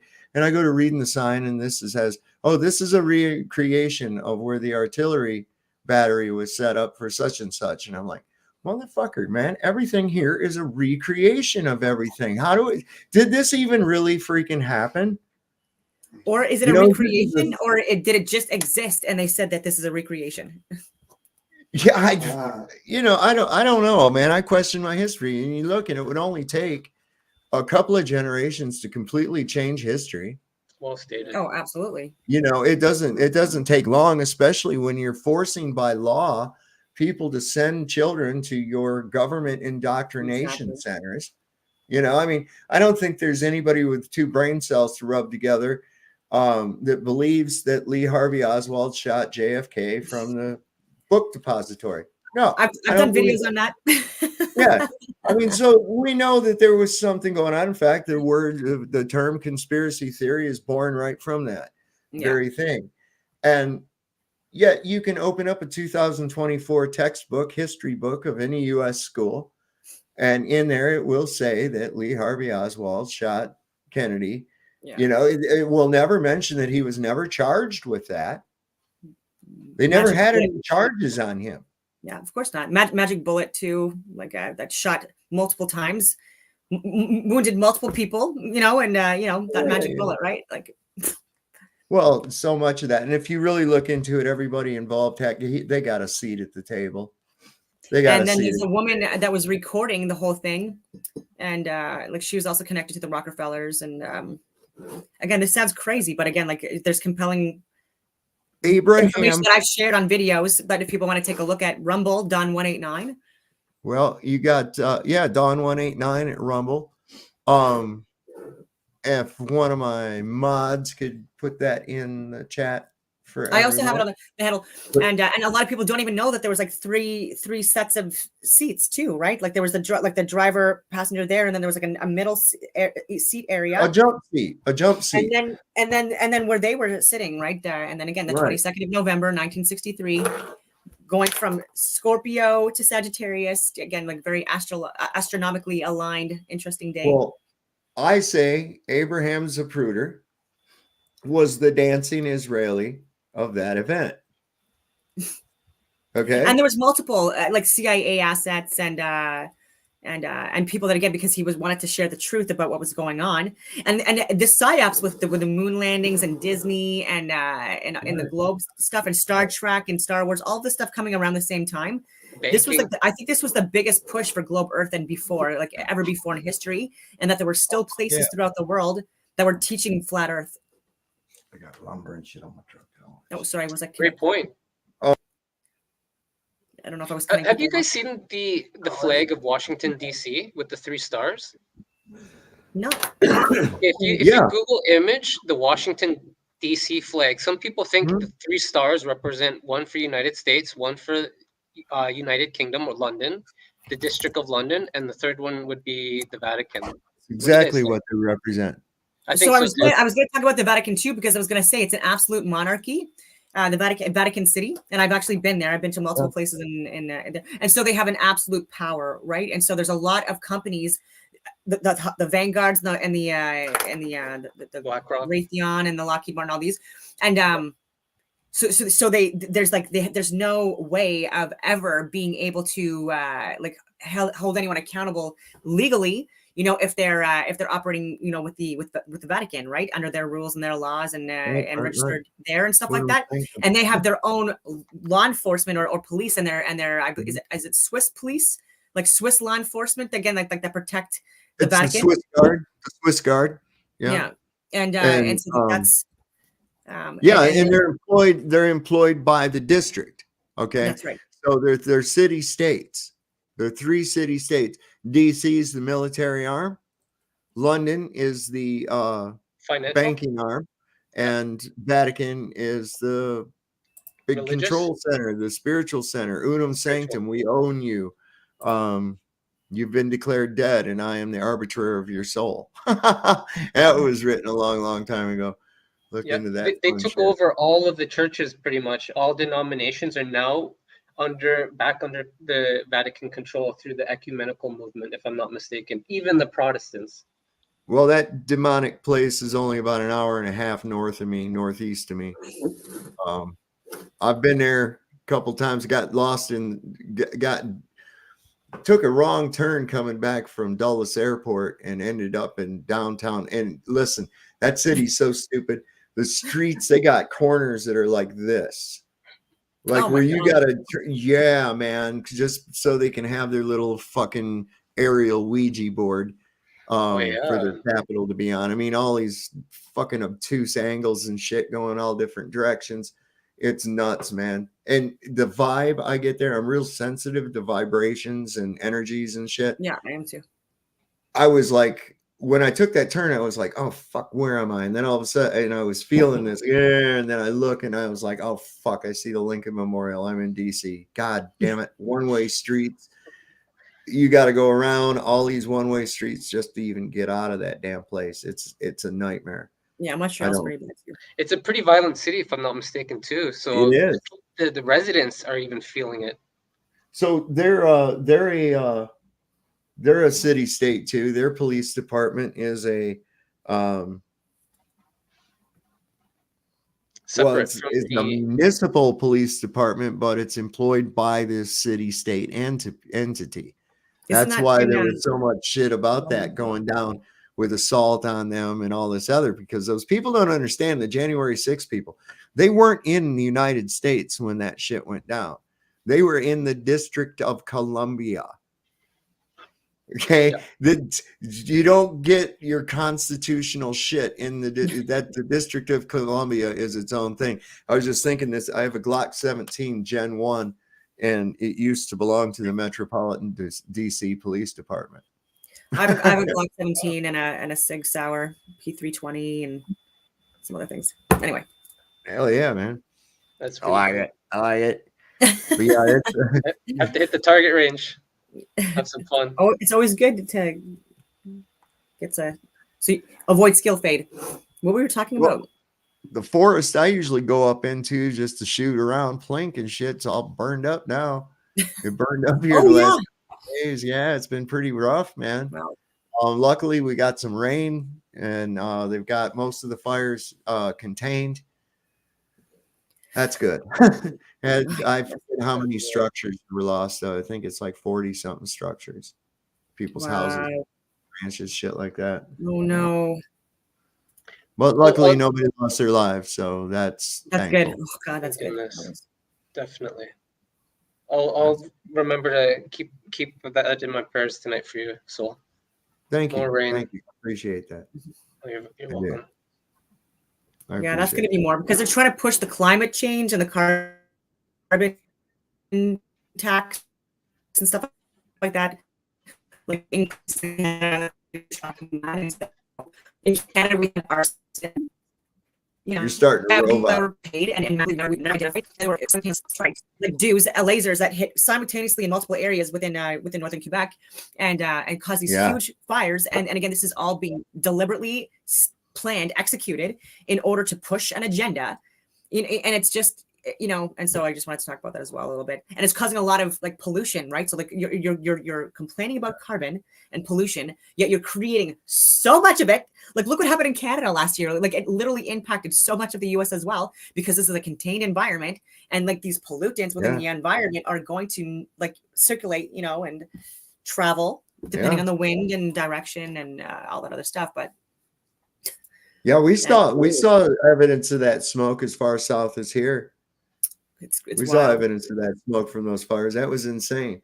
I used to when I grew up in Michigan, right across the river from Canada. Nice. So yeah, I've been up there a few times. Used to Quebec City was pretty cool to go to. I like that. It's like, oh, cool. It's kind of like being able to go to France without having to go to France. Yeah, You know, that's true. so that was kind of neat. Yeah, I enjoyed going over to Canada and stuff. I don't know how it would be these days, man. That guy you guys got is a real fucking ass clown, man. God. Yeah, supposedly a lot of the laws are changing here, so it's threatening to our freedom of speech and such, and protecting of the children. There's a lot going on right now in Canada. It's wild. Yeah. Like the debates that we're having, to me, like with adults, like I just never thought I'd be at this point, you know, where I'd be having to explain to men that they can't be women, and women that they cannot be men. You know, and I'm just like so even that in itself, and I don't mean to offend people, but I'm just like, we're at this level, right, where subjective reality can overtake objective reality, like observable, measurable, repeatable, you know, proof and facts. Like it can never be trumped by subjective reality. And if you even look at the definition of subjective reality, it's even recommended that it's never to be applied in things like for positions and like as in like government, business, like science, engineering, right? Like subjective reality should not be applied. So the fact that we have anyone within government like that Rachel Levine, like that is like that is living in subjective reality, like fired. You know what I mean? Yeah. It's fine. Do whatever you want to do. But if you're going to be in government, that is no, you know, and so I don't care what you do, you know what I mean? But as long as it's not where you're making decisions that impact other people and cause harm to, you know, all of the other stuff, because it's getting crazy here. We've got woke people that don't understand the reality of the world, and they're destroying the forests, and they're shredding millions of trees here, okay, to build new shitty builds. Again, just making ourselves like 15-minute prisons, and they're not understanding that by doing that, that's causing more harm to the environment. We need trees in order to filter the carbon within the environment. We need to have humans grazing and tilling the soil because it's a natural solar panel. And so 98% of Canada is not inhabited. And so you need to have people within these rural areas, farm areas, that they're all punishing us, by the way, like people in rural areas and farm areas. We have carbon tax, so which is ridiculous, and it's a scam, and I could explain why it's a scam if you want me to as well. But now they want to increase it, so now we're paying hundreds and thousands more a month on theft, and they won't even tell us how much they've already gotten from us, and you know, so there's no accounting. Now they want to increase it by 23%. Guess when? April Fool's Day. So like we're fools, right? And it's just like so annoying, and it's just like they're destroying our Here's what people got to understand, and this is what I keep telling people right here, man. They can't play this bullshit without us. No, okay, they can't play this bullshit without us. And then Casey just didn't notice. There's a fuck lot more than of us than there is of them. What are they going to do if we just say no? What if we just collectively say, cry, no, scream, kiss yell. My ass. We're not going to go and attack you. We're not going to do anything. We're just done. Okay. We're not listening anymore. Just stop. Well stated. I agree with that. Because there's so many self-entitled. We were talking like in first world countries now, there's been this like misconception that the world is safe. and not dangerous, and that you could just go through and frolic through the friggin' wilderness naked like a little bunny, and any lions that are around, they're just gonna leave you alone just because you friggin' Right. identify as a no, okay? Friggin' reality would suggest otherwise. And so they're living in a reality where they've been able to, trust in, they believe they can trust in their education systems because people are nice. They're generally like not coming from a bad place. They can believe in their, law enforcement, not so much anymore, and believe in the legal system and all of this stuff. Or there's been this false perception of a safe environment. But again, this was just we've exchanged so much of our freedom for safety. Okay. And complacency and laziness. And so like we're just blindly believing in institutions and people that we should not be believing in anymore. All right. And it's because people have never gone through shit before, right? Like these people in cabinet, AOC and all these fucking weirdos, like they don't know life, right? They're living in such a diluted reality tunnel that it's just like, it's so far removed from life. Like, Well, you got Mr. Dress Up for prime minister. This dude, man, he can't. That guy, oh my God, he's like a children's TV host. He almost reminds me of a child's TV show host or something. He was a drama school teacher. So. Yep. Part-time drama teacher. Now, didn't he just come out? Didn't he? He's come out as he's gay now, and his wife is leaving him or some kind of shit. Or am I thinking of somebody else? Well, his wife definitely and him are divorced, and also like during the emergency during the Freedom Convoy, they declared the emergency act on Valentine's Day, and then a few months later he announced that he was getting divorced. So I'm like, did he declare that because he wanted to ruin her Valentine's Day with this new guy that she's dating? Because like how petty is that? Using the country, shutting us all down because like you're bitter. Like how crazy are you? So like she's probably seeing someone else because like he's insane. That's just like my interpretation of my own assessment, just it's logical. Yeah. And where was I going with this? He's never going to step down. He's complaining that like, oh, I want to quit all the time. So quit because we don't want you. Right. Right. And his now, how father, does that work? Don't you guys have an election? We've been trying to get him to be in jail. So even as a part-time, I can't even talk about that. No, like I talk too much about stuff that he's done, that it's actual criminal. He's actually committed so many crimes, and I just cannot believe that he's still. You're right that he's still in power. It's too bad that we can't openly discuss these because of terms of service, and it's sad that we have men out there that are too scared to even talk about these subjects, even in the public. These are discussions. Don, you raised such an important point. That I've been actually using this angle recently with the globe belief. The globe package leaves so many people vulnerable because there's so many unhidden dangers with this belief, and it literally has already taken people's lives. So I'm trying to raise awareness that the globe comes with all these hidden dangers, and people need to be aware because if not, they're just going to be the next victim. Worse than they already are. They tell you in front of your face. Okay, I want to bring up our favorite mercury eating alchemist, Newton. Okay. Does anybody actually buy this bullshit of the apple and the apple tree and this dude sitting at no. I see it for the metaphor that it really is, right? Adam and Eve? Yes. Actually, I'm glad you brought this up because I want to go into this with you guys really quickly, if you don't mind. It's a part of my book. But nice. Yeah. Were you gonna say something about that? Because I have something to share with that soul about that. Go ahead, man. Okay, thank you. I'm so happy you brought this up because it was on the tip of my tongue. I was just finding the right time to kind of interject this. So, Adam and Eve.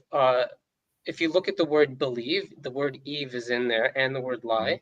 So what happens is, I believe, in the Bible it talks about there was two trees, one of tree of life and the other tree of knowledge of good and evil. And we're instructed, Adam and Eve were instructed not to eat from that tree. So on the surface level, let's say if a child was reading that and a teenager, they'll take it for what it is. Oh, okay, there's a possible tree within the garden, not to eat it. Now, but as an adult, with more understanding, you can see that maybe there's a deeper level. So this is my interpretation of that deeper level. I was actually working at the hospital one day, and I was taken to the library, and I found the book on the shelf, and this is where I got this piece of insight.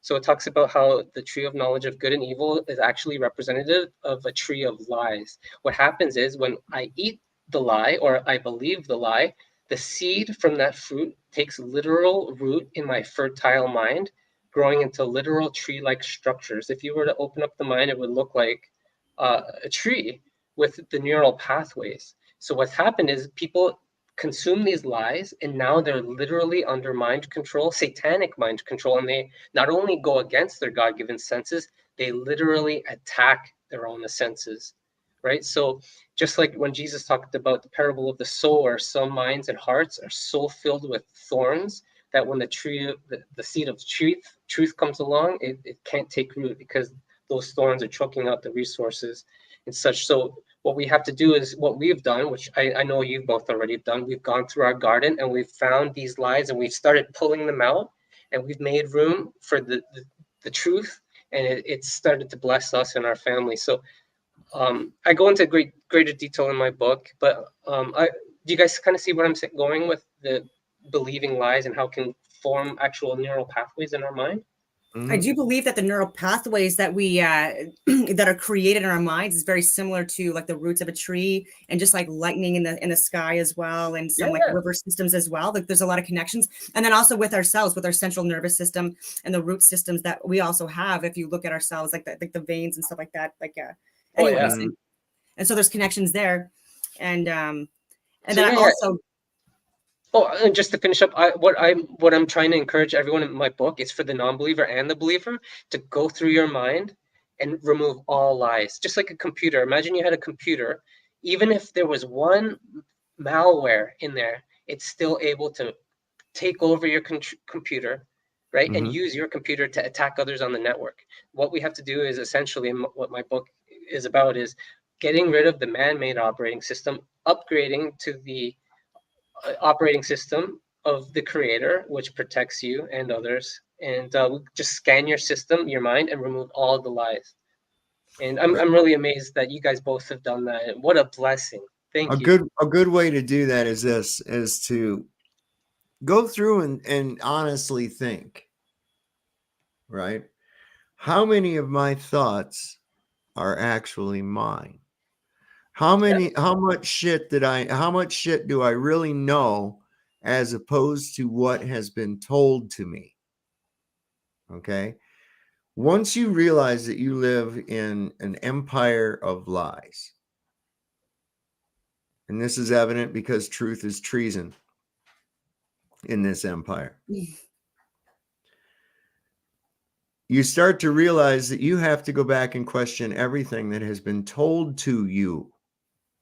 So what I tell people is erase your slate, take your whiteboard, pick up a rag, wipe that sucker loose, right? And start over. This is what I know. Great point. Yeah, if we have a garden, go in the garden, remove everything and start over. Yep.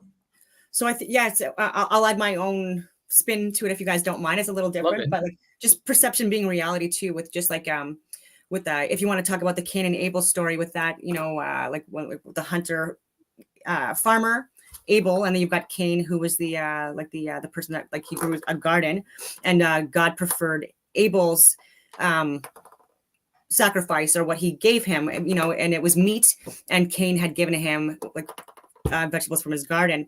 And so anyway, I'm not going to go through the whole story, but I'm going to say that because Abel put a lot of love and care and gave God his like best sacrifice, and Cain didn't, that is why God preferred like that sacrifice. And so even with the perception is reality, like kind of like what, like your intent and kind of like what you put into like the work that you do when you're planting seeds, like that's going to kind of build, either like a positive or a negative tree, right? And so how you nurture that tree as well is also very important. And so your perception going into it, and so even with Satan, for example, a lot of people misinterpret luminaries, in my humble opinion, as well. And so you have Saturn, an actual luminary that you can see in the sky, or you can call it a planet if you want to. But Saturn rules over Capricorn and Aquarius, and it's because during the winter months, again, that's when the sun is passing through also Capricorn and Aquarius during the winter months. And Saturn is a play on words, right? Like Saturn is very close to Satan, and then you look at Capricorn for the zodiac sign that it represents, for the image it's a goat. And then you've got Aquarius as a human, water bearer, even though it's an air sign, dropping water or whatever it is below.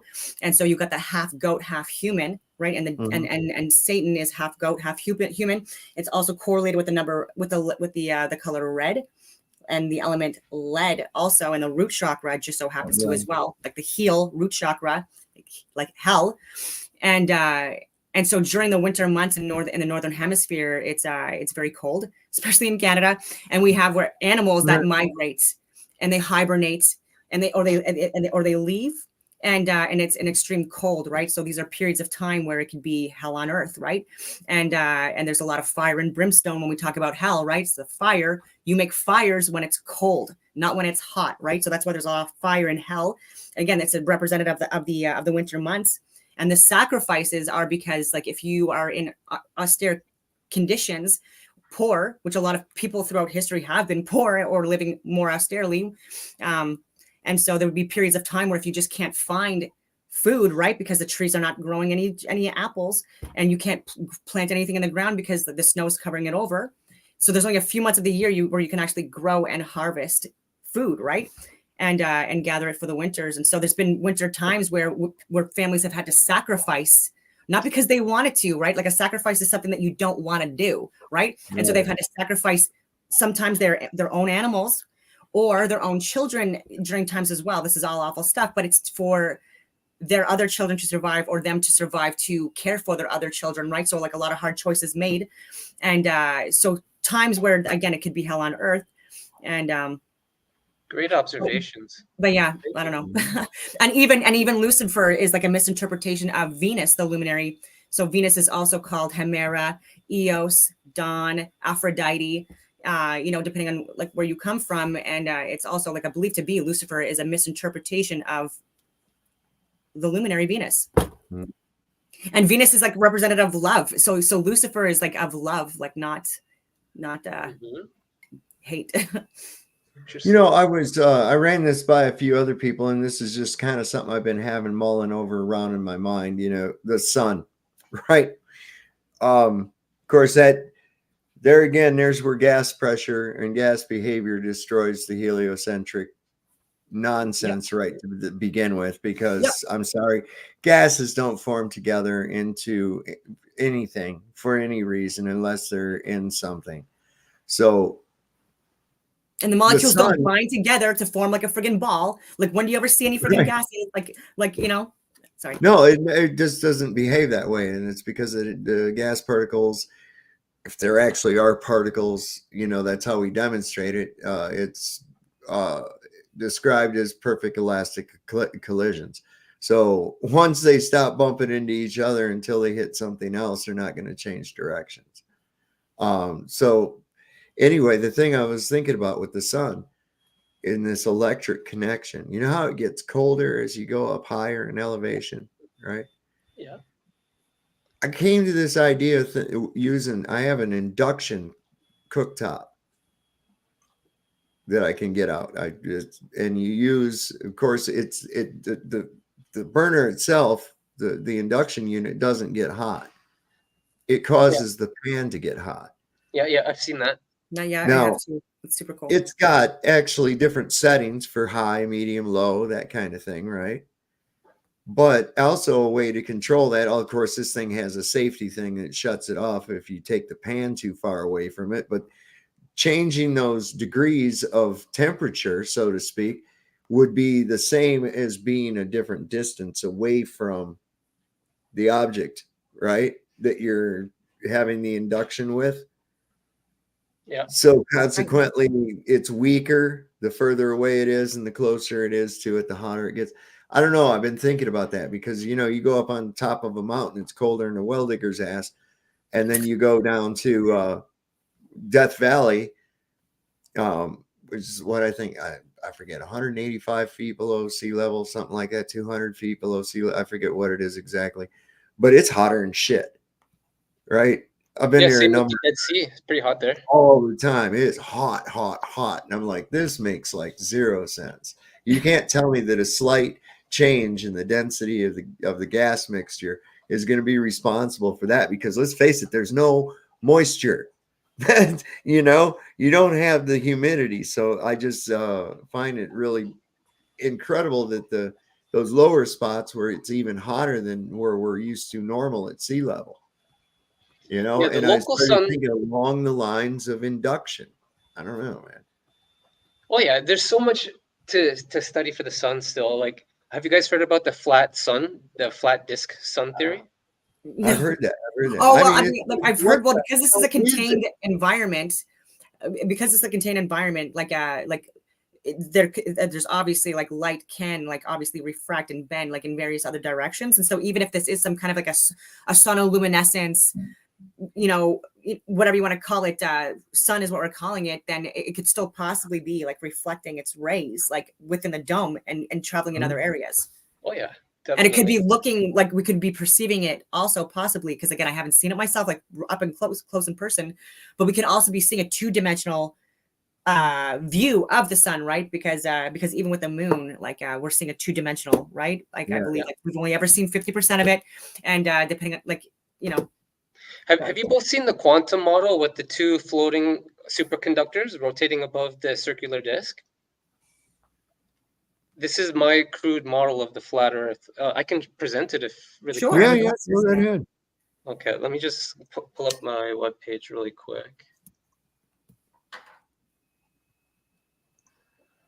So this reminds me, because I was chatting with a few people, and I watched this story about, in Portugal, there was a story where an angel came to visit three children. It was Fatima was one of them. Are you familiar with the story? Yep. Yes. So supposedly, after months of communicating with the angel said, "Okay, I'm going to reveal something about. I'm going to do a marvel for everyone to believe." So supposedly, the sun was making these pulsating moves in the sky, and it appeared as a disc, and some people reported it as a disc. But I'm just going to pull up the quantum model here, and I'll share my screen. So this is what I think represents our realm. I'm just going to present.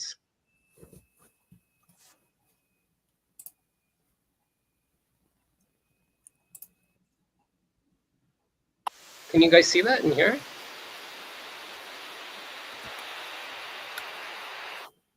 Is that me?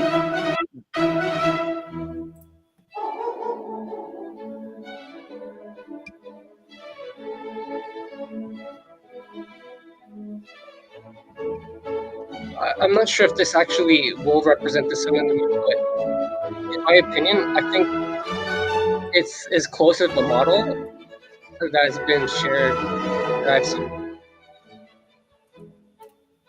So this Have is you how. seen anything in the moon? Oh, go ahead. Sorry. I'll turn down Is the there volume a bit. if there's no talking on it, you can just mute it. Yeah. So this is one of the superconductors here. Okay, yeah. This to me represents the circle of the Earth. And according to the USGS, if I'm not mistaken, there is permanent magnetization on the Earth. So this would represent the sun or the moon, just rotating. Yeah.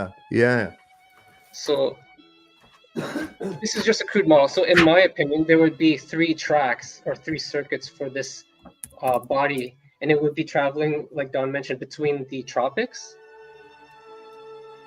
So, and here is where the superconductor can actually raise an elevation. And I've seen this with the sun changing elevations, where you see it in the clouds and then it appears to rise.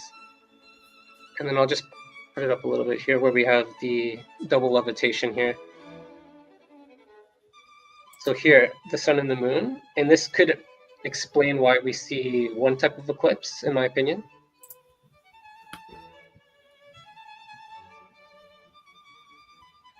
But yeah, I just wanted to share that with you both, and because you can actually add water, you can add some valleys, you can put some life on here, whereas we don't actually have a working globe model that we can build in a lab anywhere. We don't have any, you know. Have you ever heard of like John Searle like levity discs? Can anyone pull that up?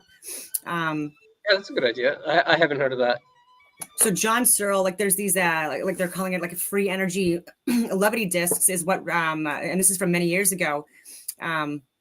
John Searle is who anyways created this stuff, and so it's like it's based on magnetism, and these UFO type devices were able to float in the air without any other without using any form of energy. It was just based on magnetism and the gears spinning. And I have wonder if we're actually seeing the actual sun itself. And I do want to show and so I'm someone that believes in this being like an electromagnetic reality. And so Ken Wheeler shows magnets and their fields that they project on screens, even though he's not a flat earther yet.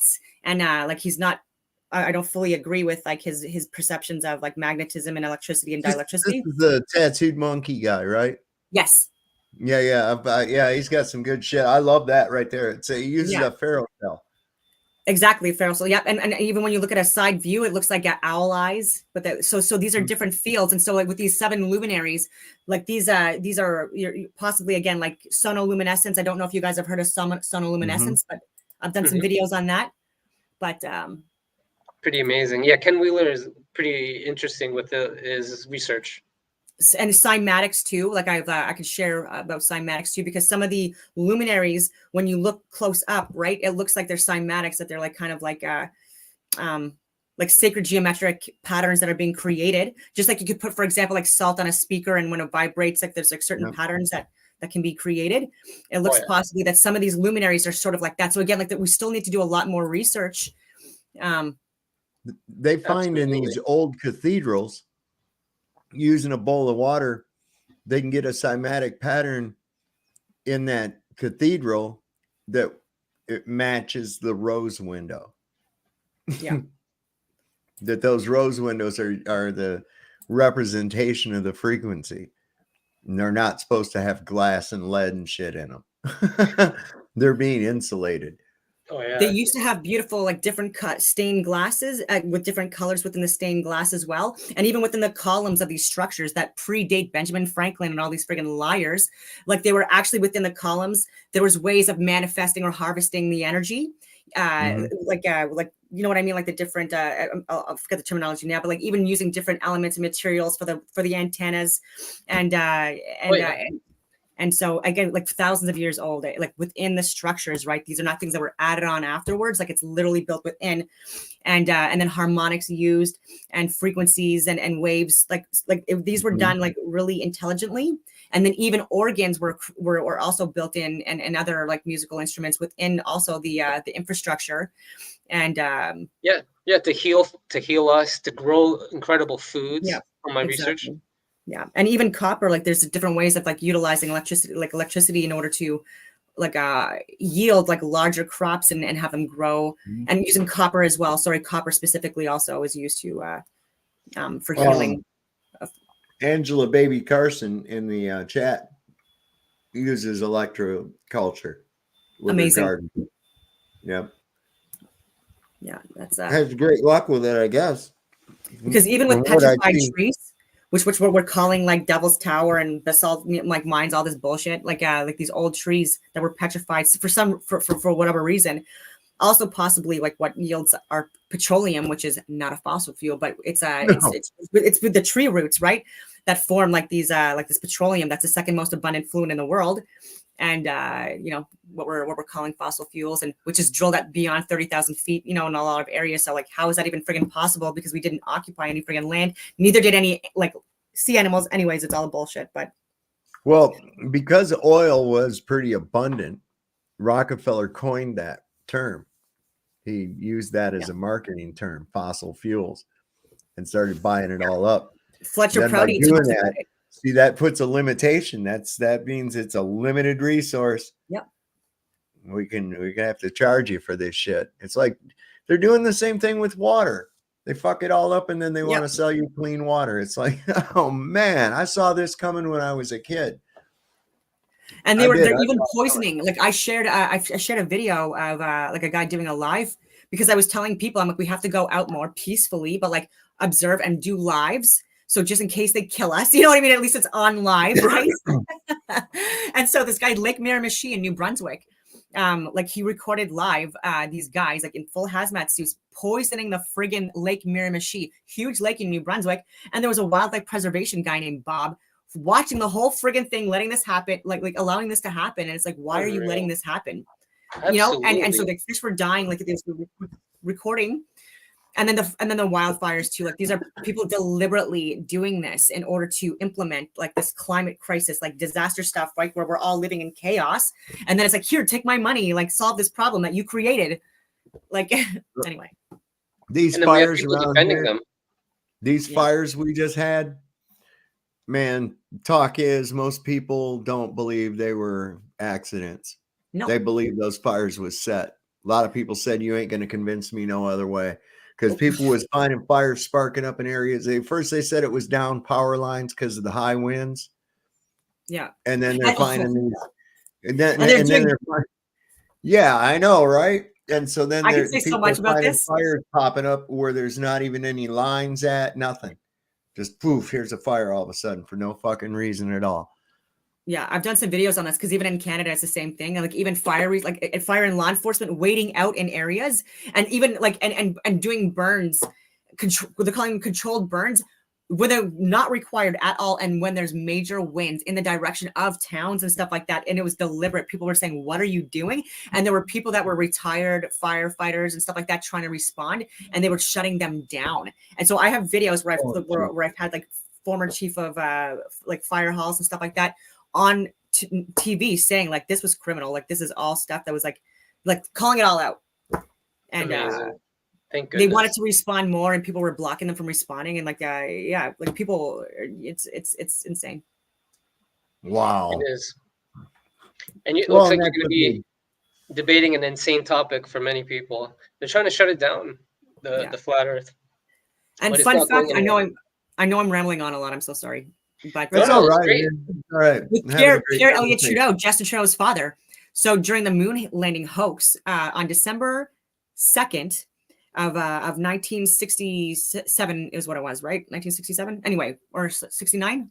69 was one of the first landings, yeah, if I'm not mistaken. Yeah, it was 1969. So yeah, so July 21st. July 20th, 1969, which again is the 201st day of the year. And 201 is a big friggin' gematria number. And I know why too, but I'll get to that because I don't want to get distracted. I already did. Where was I going with this? Oh yeah, so Pierre Elliott Trudeau. So after the fake moon landing that allegedly happened on July 20th, 1969, on December 2nd, 1969, and if you look at December again as the 10th month, if you look at the calendar year, December Deca, and the 2, you've got the 102. Okay, so like the Actronauts came to Ottawa, Canada, on December 2nd, 1969, and met with Pierre Elliott Trudeau, and had this big friggin' celebration thing. And again, on another 102-201 day. So clearly, Pierre Elliott Trudeau, like, how could you not know, and deliberately make it that day, right, to correlate with that time. And then look, his son is literally lying about, you know, like a lot of stuff too. So it's in the family. They've been doing it for generations. I got something you might think is pretty cool. This is a key tag from the Overlook Hotel. What number is it? Room 237, of course. 237. As in 237,000 miles away. You know, the moon allegedly during like the Apollo 11 moon landings that did not happen. I know. And 237 being in Stanley Kubrick friggin' films and stuff like that in plain sight to like lie about the friggin' moon landings. You know what's bad about these moon landings? There were supposedly 6 landings, only under one president, Nixon. And I've been trying to find videos of the Earth from a distance from the moon. And so I went to McToon's channel after a debate. Yeah, Jaron was hosting a debate between McToon and another gent.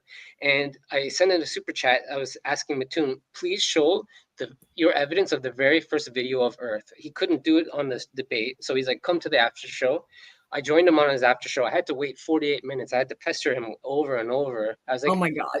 Well, I had the final message to him, I think broke his back, the straw, because he was like, all right, fine. I sent him like a message saying, I thought you were going to play these videos of the Earth from a distance. Then he's like, all right, I'll play these videos. He played the one that was showing that was used in the documentary. A funny thing happened on the way to the moon, and then the day later, because that was the only video of the Earth he played, the day later that video was gone from his channel.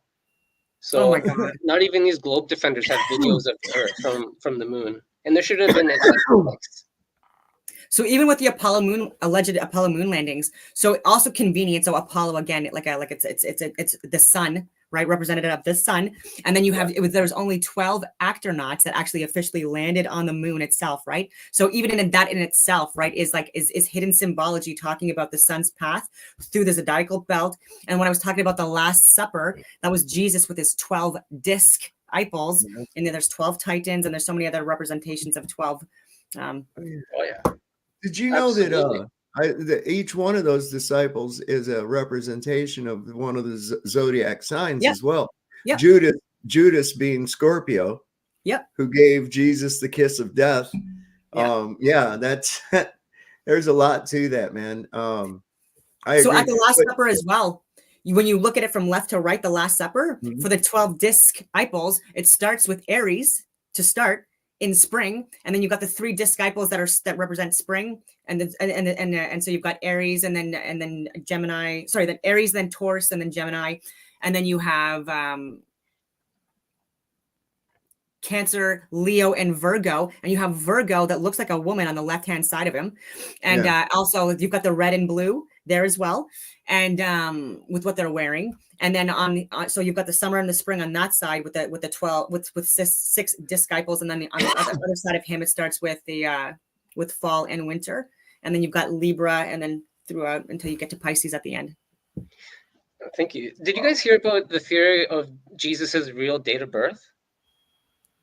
I think it's the 25th of December. So here's another point of view, and this has been I've heard September 11th. Yeah. So Don, what happened was people use astronomy software, and they went to Bethlehem. You can actually do this. They went to Bethlehem, and then they put the clock back to September 11th, 3 BC, and for I think it was like a 120-minute window. There, Jupiter, which is the largest wandering star, aligned with this other star called Regulus in the constellation Virgo. And it was in Leo, and then it actually Leo. just moved. Regulus just moved from Leo to Virgo. Yeah. So you're familiar with this. Yeah. So it almost, isn't that amazing how it aligns back to biblical? I don't necessarily ascribe to that just because of like the 120, the 201. Like so with me, sometimes when I see that number, it kind of throws me into like this might be kind of like misinformation. I don't know. It could. But for me, like Jesus could have existed, but that like the representation of Jesus in the Bible, and I don't mean any offense in this. To me, it's an allegory, and Jesus represents the sun. Like, and I mean no offense in saying like that's just my own opinion. Okay. Yeah, I've heard that opinion. What if the creator made it both ways? So it's also an allegory, but it also became literal. Because just one thing to consider: if Jesus or the Son of God was to come to Earth, do you think he would be born in a palace with the kings, or do you think he would be born in a humble place where other poor people had to give birth to? I think if someone was going to make up the story, they might say, oh, we're going to put him in the palace with all the gold and the kings. But if it was a truer story, maybe, that's just my opinion. You know what I mean? Like maybe the author would have not. The gist of this with Jesus was this. Whether he existed or didn't exist, the philosophy is basically this.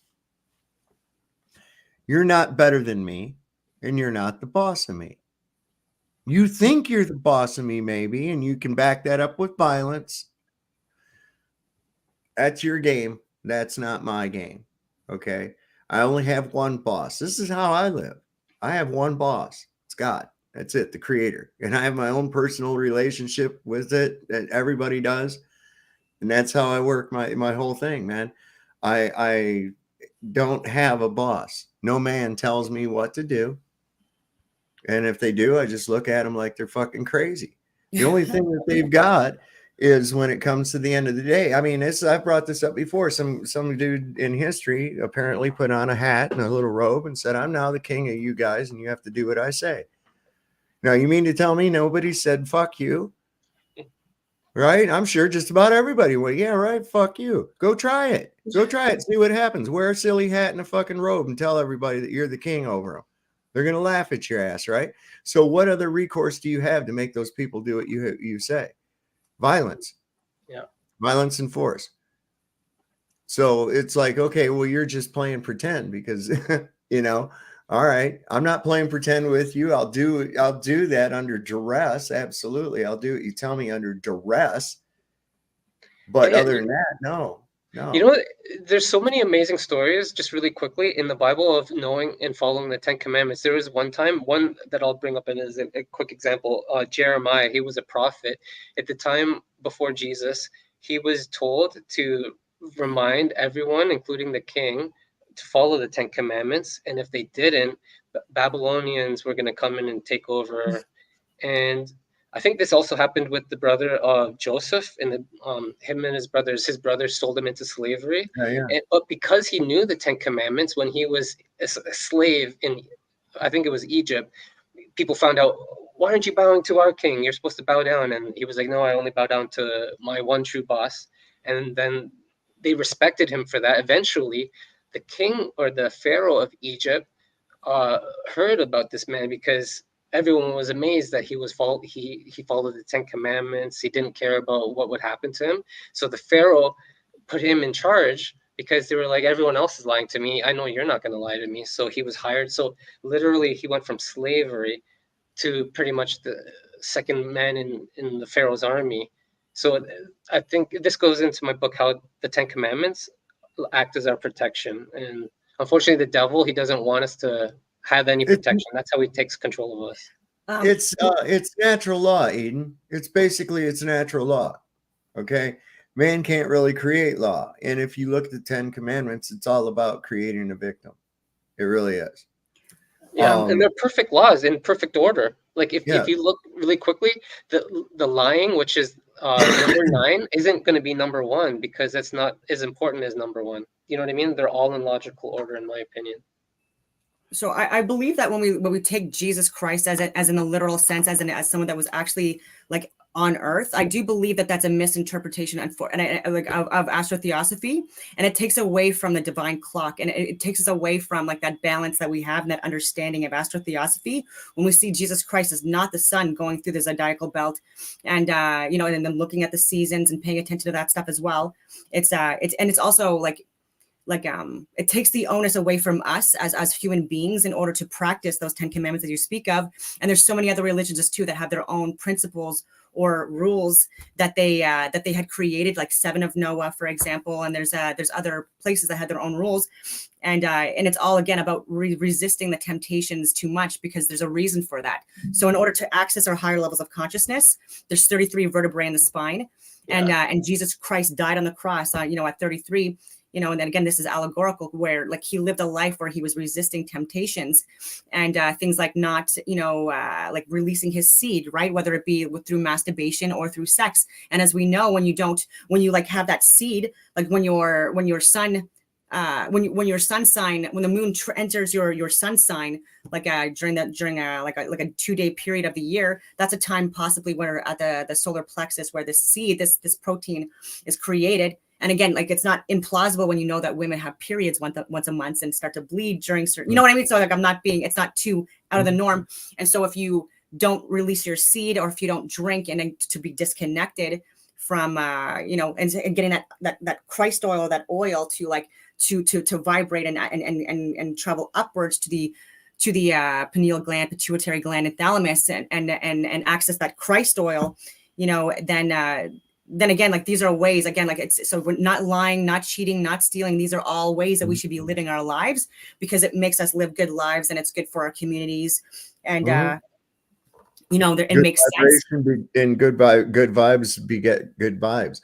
Yeah. That's why I kind of like I harmonize this way with the idea of belief of like, we can heal in things, but it's people are taught to pray wrong. They don't know how they pray for things. They don't pray things. Okay. And that's the problem. When you pray for something, your prayer is answered. You get the expectation of what you want to happen. And not, you're getting expectation.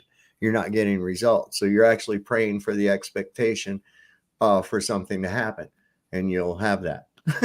So you have to actually pray the thing, and it's actually the belief. But I also you have to have, if you carry yourself with an amount of gratitude, at least remind yourself, if a lot of times to have gratitude and to be as benevolent as you possibly can, and it's hard, man. It's hard when people try to needle at you and shit like that, to just kind of like, I think we're going to find out from a certain nerdy looking guy with pointy hair, that exact thing right there. He's going to try to anger one or both of us. And I just laugh at him. I figure if you want to waste your time going on with that dumb shit, you go right ahead,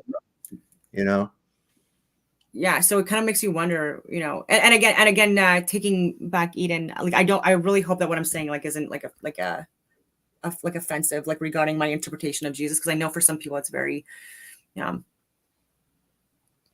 offensive. Like people get killed over this stuff, right? When you say these things, but that's dramatic. I'm saying like more in the archaic times. Well, I mean, even today, even up here, and I can remember when I was a little kid, I went to a small town in Illinois where my dad was originally from. And I think it was the Methodists and the Baptists. They wouldn't even talk to each other. Oh my God. Yeah. Like even Christians, like Catholics and Protestants, like wouldn't even be able to be buried in the same church. Like, sorry, a cemetery. Right? Oh yeah. I also want to talk about, since I'm talking about the claustrum, which is also in the brain and the Christ oil. Like I also wanted to talk about like Santa Claus being like with the red and the white, and the Amanita muscaria mushroom also being red and white and accessing your higher levels of consciousness and going up the chimney. But amazing, and and it's red and white, and then even with the sack that Santa Claus has, like going up the chimney, just like is that like possibly like a hot air balloon? Like I also thought about that, right? And the reindeer being anyway. But a lot of people don't understand that like Santa Claus, right, is also like people are misinterpreting like the mythology around him as well. And Super Mario Bros, like whoever created Super Mario Bros also knows about this stuff, because even with like the mushrooms to power up, like they're Amanita muscaria mushrooms. I was cured of alcoholism with mushrooms. Amazing. I took it was close to about 10.5 grams fresh mushroom. Whoa. I had just cut this thing, man. So it weighed wet. It was 100 grams wet. So if I'd have dried it, it would have come out to be about 10 grams. But I went ahead and I cut it up and I put it on a salad and I ate it. And then I started meditating. And wow, I remember I was focusing in on the fractality of everything, how everything is just a smaller representation of the greater whole, and how it just kind of like works itself out that way. And then all of a sudden there was this where my mind just went white, brilliant white. And then all of a sudden, like it was rushing in from every direction, came spoken information, thoughts, pictures, visions, all kinds of shit, like all at once. Answers to questions I needed to ask. And along with it, the nature of alcoholism, what was, had been plaguing me. And anyway, like make a long story short, I came back out of this and I was like, wow, what a profound experience, right? And it was like I had no urge ever to drink anymore, which was remarkable because I was bad. I was really bad. Yeah, I actually did struggle with alcohol addiction too, like for like a few years, like because of because of there's no excuses, right? But same here. I have a natural revulsion to alcohol now. I can't even stand the smell of it. Somebody starts using that fucking hand sanitizer or something near me. I'm like, who's drinking? Fuck. Yeah, I mean, it revolts me. I can't, like, I clean my bong. I use isopropyl alcohol. I have to cover my nose when I'm using it. I can't, make me sick. The smell will make me sick. I don't even use like chemical products or anything in my house. I use vinegar, like and baking soda and stuff like that for bongs. No, for cleaning like around the house and stuff like that. Oh, yeah. Or cleaning up like. I find 90% isopropyl alcohol works the best for cleaning out bowls and stuff, man. It just like comes right off. But it stinks so bad. I can't do it. Yeah, man. No, listen, I tell you, this is a huge lie. I look at it like this, like I believe there is a dual powers that are at play and at work with against each other. I mean, on a supernatural level, really, because I've seen like this Mandela effect thing that's got me all fucked up. Okay, especially seeing shit that it's changed in the Bible and what it's changed to, and what thoughts come to my mind when I hear them. You know, like for instance, in the Isaiah, what is that? Isaiah 11:16, where it says the lion shall lie with the lamb, and it's now changed to wolf, despite all the artwork and everything showing lions with lambs and everything else like that. And I got to tell you, man, my whole life, I have thought, God dang it, the church is wolf in sheep's clothing. The church, the very church itself is a wolf in sheep's clothing. And I'll tell you what, I knew this when I was a little kid. I remember, like I said, we grew up Seventh-day Adventists, go to church, and there in the morning, then all the kids would leave and go out of there. They'd have their little good morning prayer and everything.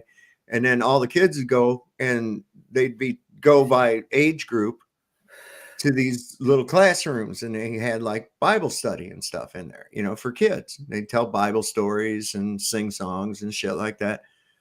And I remember the teacher in there one day, I was little, and she said, now guys, you guys got to be really careful because the devil is really beguiling. Who knows what beguiling means? Boy, I raised up my hand. I knew what it meant. And she goes, what's that mean, David? And I said, that means that he's the best at tricking you. There's nothing beneath him. He'll use every trick in the book to be able to deceive you. And she goes, that's right. You know, and she started to turn around, and she got back up by her thing. And I put my hand up again, and she goes, yes. And I says, how do you know that the devil hasn't disguised himself as this church? Because I mean, immediately my mind went to, wow, that would be like the ultimate fucking lie right there, wouldn't it? If you were the devil and could do the most dirtiest fucking lie you could. Well, how about this? Sorry. I have my own interpretation of that too. I don't want to bust anyone's bubble. Like I always feel like I'm like telling everyone that Santa Claus doesn't exist. To be lied to. I mean, think what it takes to pull this off. Think what it takes to pull this off. And I mean, you know that not even a collective of men could actually do some of the shit that's going on that we've been deceived by, but they have actually literally lied to the entire world about who they are, when they are, and where they are. That's a fucking huge deception, man. You know what? Okay, so the devil also, it's also when a play on words, possibly meaning live.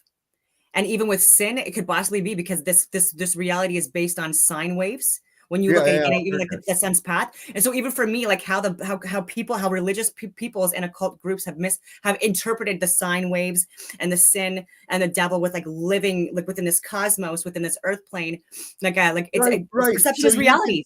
So if you're going to believe in the boogeyman and the devil and you're going to see them as this like awful creature and be perverted in your own life, you know what I mean? Like that's where your brain is going. I don't see it like that. I see it as a malevolent energy. Yeah, I do too. That's a malevolent energy. Not a physical incarnation, but a malevolent energy that's working through minions, so to speak. And it really, I mean, you gotta really look. That's a hell of a thing. But that was interesting what you said about the sine wave, because if you change that where it says the wages of sin is death. We live in a linear timescape, which means it has a beginning and an end, an alpha and an omega. I don't necessarily know if that's so right. I mean, that's, you know, the time For me, it's a sine wave that can go on like again, like this, like the sun travels like in a circle forever, right? And it forms the analemma, and which is the infinity the symbol. So I don't wages, necessarily. just change it now to saying the wages of time is death. The wages of sin is death. The wages of time is death. In that context, I remember I made that correlation a while back. I was like, oh, that's kind of interesting. You know, that time and sin, it kind of work together. Yeah. We're in the And for me, present. are you familiar with the Stanford prison experiments? Which were what? I probably am. But which one are they? Stanford prison experiments. It was just behavioral experiments that were done. I believe it was the 1970s. Don't quote me on the time, but it was a clinical psychologist that had put together a behavioral study with using men in their 20s, all volunteers, and it was going to be at no more than 2 weeks. And so they assigned them either to be prisoners or to be guards. Yeah, So I did hear about that. And so within a day, like things got out of friggin' control, right? And like even with guards and prisoners, and when they were interviewing them, they were saying like why did you do what you did, right? And they're all recalling like videos or movies they watched or things like that. So for me, like perception is reality. And so for me, when I'm talking about us like having to like save ourselves and access our higher levels of consciousness, like doing the work, it's I just lost my friggin' train of thought. Like where was I? Well, we were talking about sin. Does that bring it back? Maybe. Yes. Thank you. And so if you're consuming negative stuff, right, in your life, right, like the Call of Duty, if like playing video games that are perverted, if you're watching pornography, especially the perverted stuff, you know what I mean, not the whatever, and that's how you're kind of, and you're consuming like negative songs. Like you're like you're like learning about like the devil and disgusting stuff all the time. Like that's your perception of reality. And that's what you're bringing into the world, right? And it's a very negative energy, right? And so people, like there's actors, right, like that play roles so well, right? And it's because like they're literally taking that on, and they're the ones that are doing it though. Like they're trying to blame this on other entities and stuff like that. And I'm like, no, it's you doing it based on your version of reality, based on what you've consumed and experienced within your own life, and that's what you're putting out in the world. Like that's just my own. I don't know. That could be crazy. That's one point of view. That's one point of view. What about exorcism? I've researched exorcisms, and get this. I did a video. It's on my channel about exorcisms. So I'm talking to one of my close friends that I grew up with. He's in a bowling league, and he tells me, he's like, John, my friend, her parents told me she was floating in her bedroom, literally floating. And I couldn't believe it. Yeah, exactly. And it's true. But there's on my channel, I have testimony of former exorcists and priests that have worked with people, and I have kind of the mechanism. And I'll just share it really quickly. I think light comes in at like a trinity of trinities as well. So if we look at heaven's light, it's bright, so it comes in brightness, and then we also have light as in weight, so it will be light and heavy. Brightness as in dark and bright, and then there's a third light as in emotion, so heavy emotions and then light emotions. So what happens is, in my opinion, some souls that have got attached to either earthly things or heavy emotions, their soul is like stuck here on earth. It can't literally get to heaven, which is above. So this would, in my opinion, be the mechanism for why there's paranormal activity. Because there seems to be a lot of even medical records of one in particular is when this one child, she was being thrown across the room, and there seems to be lots of medical documented reports of exorcism. So I mean that is kind of odd though, if there was no afterlife. I feel like, I mean, I'm not saying that so I can get into that as well, but I just want to circle back to that, just because like there's also children and adults that can have imprinted false memories and stuff like that. But also I'll give another experiment with children, and they were given an experiment where they were given like different areas of this platter that had salt, little salt sections, and then sugar.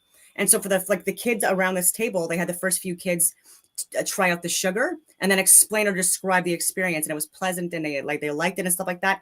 And so that was the expectation, like after 2, 3. And then so what happened in this behavioral experiment, and you can see this on your own, was that the kid, like they didn't let anyone know, and it looks the same, relatively the same, the kids, right, gave the salt, and the kids were faking it. Like the first kid was just like, didn't even want to do anything, was confused and like, oh yeah, this is really good and stuff like that. And then they were lying. And adults have done that as well, right? Where you have like a line of people, like 7 people, and you have like one guy that's like turns out to be the one that's being assessed, but and 6 actors. And then you'll have it like a series of people that like give like the wrong answer that's blatantly obviously wrong. And then oftentimes, right, like the majority, like they'll give the wrong answer. And so it's the same thing for exorcism as well. Like I've studied them as well. And I'm not just saying it's wrong. Like I haven't seen them in person, but it's also something that could possibly be like a, you know, like fake, you know, like I give you that. And I'm glad, you look into studies. One that I really like is the Asch conformity study. Where it showed 3 people they were given 3 lengths of line. And because of that paid actors lying, they influence 3 out of 4 people to go against the obvious reality. And this is what I think what's happening with Globers. They're literally they're conforming, and out of peer pressure, out of many reasons. And ego. 1 out of 4, which is you, Soul, which is you, Dawn, you're literally thankfully remaining with the truth. So thank goodness for people like you guys, because the 1 out of 4 encourages the other people. If they didn't have the encouragement, they might just continue on with that deception that they have. But when they see people standing up and speaking out against this madness, it'll give them maybe the encouragement they need. And so hear me out. So this possibly is an electromagnetic reality being projected on a flat plane of inertia, how we're experiencing it. But so energy, electricity and magnetism, like this doesn't terminate energy transfers. And so I do believe that there's possibly a creator or creators that are accessing, that our mind is our connection or our link to this cosmos, through, like that occupies, I guess, like that we experience via this avatar, and our minds also the connection to our higher level consciousness being. So like, you know how video games, right, where like there's a person that's playing it, but within that video game, there's analogs, there's coding, but it's confined to that game and whatever's coded in that game. Like there's no other parameters that can be added in to Super Mario Bros. Version 1, for example. And so, and it still needs to be have a power source, right? So it needs to be plugged in and have like a form of energy in order to even play it. And then once the video game is finished, right, like my character doesn't actually die, right? And there's digital versus cellular coding and within this reality as well. But the energy transfers. So like I don't die, he doesn't die. The game is over. I power off, and then I carry on with my life. And so even within this reality, like how we experience dimensions and time and things like that, like, you know, our higher level consciousness could be completely different. I don't know if that makes any sense either. Do you watch Rick and Morty, Don? Have you ever watched? I do. I love Rick and Morty. Okay, I'm Roy. stickers. Yeah. That game, Roy, when they went to Blitz and Chits, right? And he put that thing on Morty, and all of a sudden he was in this whole life. He had this whole little life and shit. And he goes, "Wow, you beat cancer and went back to work at the carpet store. What a loser!" And then he puts it on himself, and there's like, "Look at Roy. He's got no social security number." Yeah, it's a good show show. is hilarious. But I thought that as soon as I saw that, I looked at my wife. I said, "Yes, that right there. That's what I'm talking about right there." That's Yeah, so that funny. show's good. So I want to ask you guys, what do you think there is behind? Like, I noticed there's no channels out there that are anti-Hollow Earth channels, for instance. And there's no, channels going up against that kind of thing, right? But this Flat Earth thing, there is this, this crew, and we're going to see a couple of them Tuesday night. And it seems to be the regular cast of characters, right? So what the fuck? Where do they come from, man? What's up with this? I just can't see somebody, especially that acts as angry as they do all the time. Paid. How They they have to be can paid. actually- I mean, I can't see how they could derive any joy from doing that shit at all. I would hate it if I had to be angry like that all the goddamn time. Actually, like with Craig, especially, like first, I forget what the guy's name is. Is it Douglas Murphy from the UK? And then you've got Simon Cowell and like these guys that are always so angry and so like egotistical, right? And so like it's also like, I don't know. I said that Simon Cowell type thing. That's all he's got. I said that the other day. I was like, It's like that's all he's got at the end of the day. I think it's a self-defense mechanism for them. What they'll do is, because they lack self-respect, and the science, what they're going to do is they're going to try to distract away from themselves. But what happens is they actually project what they'll label you as or others. It's actually their own subconscious about themselves. So they end up just projecting their own feelings, Freudian slipping their own inner thoughts onto others. So I never take it personal. We should always expect this from them. And I find there's laziness too, because the models they're providing, like they're telling us, first of all, we know the globe model already, and we've already refuted it and debunked it countless times. And the fact that Craig and MC Toon, or whatever these people's names are, they're still incorrectly explaining the models that we've provided and stuff like that, and they're not even explaining like the big things. Like for our side of it, it just shows that they're not even looking into it, right? So like the closed-mindedness is literally what's limiting them, because they're just not looking into it, and it has to be laziness or ego. I don't know what it is, but even with sorry, but no, it's right. This reminds me of a computer. So a computer that has malware on it, it might not, it's not going to be able to identify the malware without any changes to the code. You have to update the code. So these people, they're not updating their code. They're just they maybe try to attempt to remove it, but these lies are so crafty. I've actually encountered malware where I was telling Soul, you try to remove the malware, it'll just reinstall in the background. So that's what's happened with these lies. They don't even bother, or they try to remove it, but they're not going to the extent that you have to. Oh my God, I know. It's a circular. It's circular. They're just going to the same sources, the same few sources. They're not on VPNs. They're not they're on very censored browsers, and so they're not coming at this from like the angle that they're supposed to be doing. So these people are also again misinformed about so many other things in life, right? And so like of course they're going to be misinformed with this, and they're not going to be looking out for alternate sources of information. So many people are so funneled into these false reality tunnels, and they're not leaving them, and the algorithms are all designed to keep people stuck within, and so they're never going to consider looking at like any other well, opinions. these guys like McToon and the regular cast of characters that we all know who we're talking about, right? Okay, so I have to look at it, and you try to ask, what is it? What are you getting out of this? Oh shit. Maybe they're getting blackmailed. I don't know. I'll be right back. Yeah, and they also, Don, have you seen the movie The Matrix 1? Yes. Yeah, so thank you. So they remind me of Agent Anderson that are just coming along trying to put everyone back into the Matrix. Absolutely. And they'll use whatever tactic they can, insults, antiquated science. That sounds like it's plausible, but when you look into the details, you find out there's nothing there.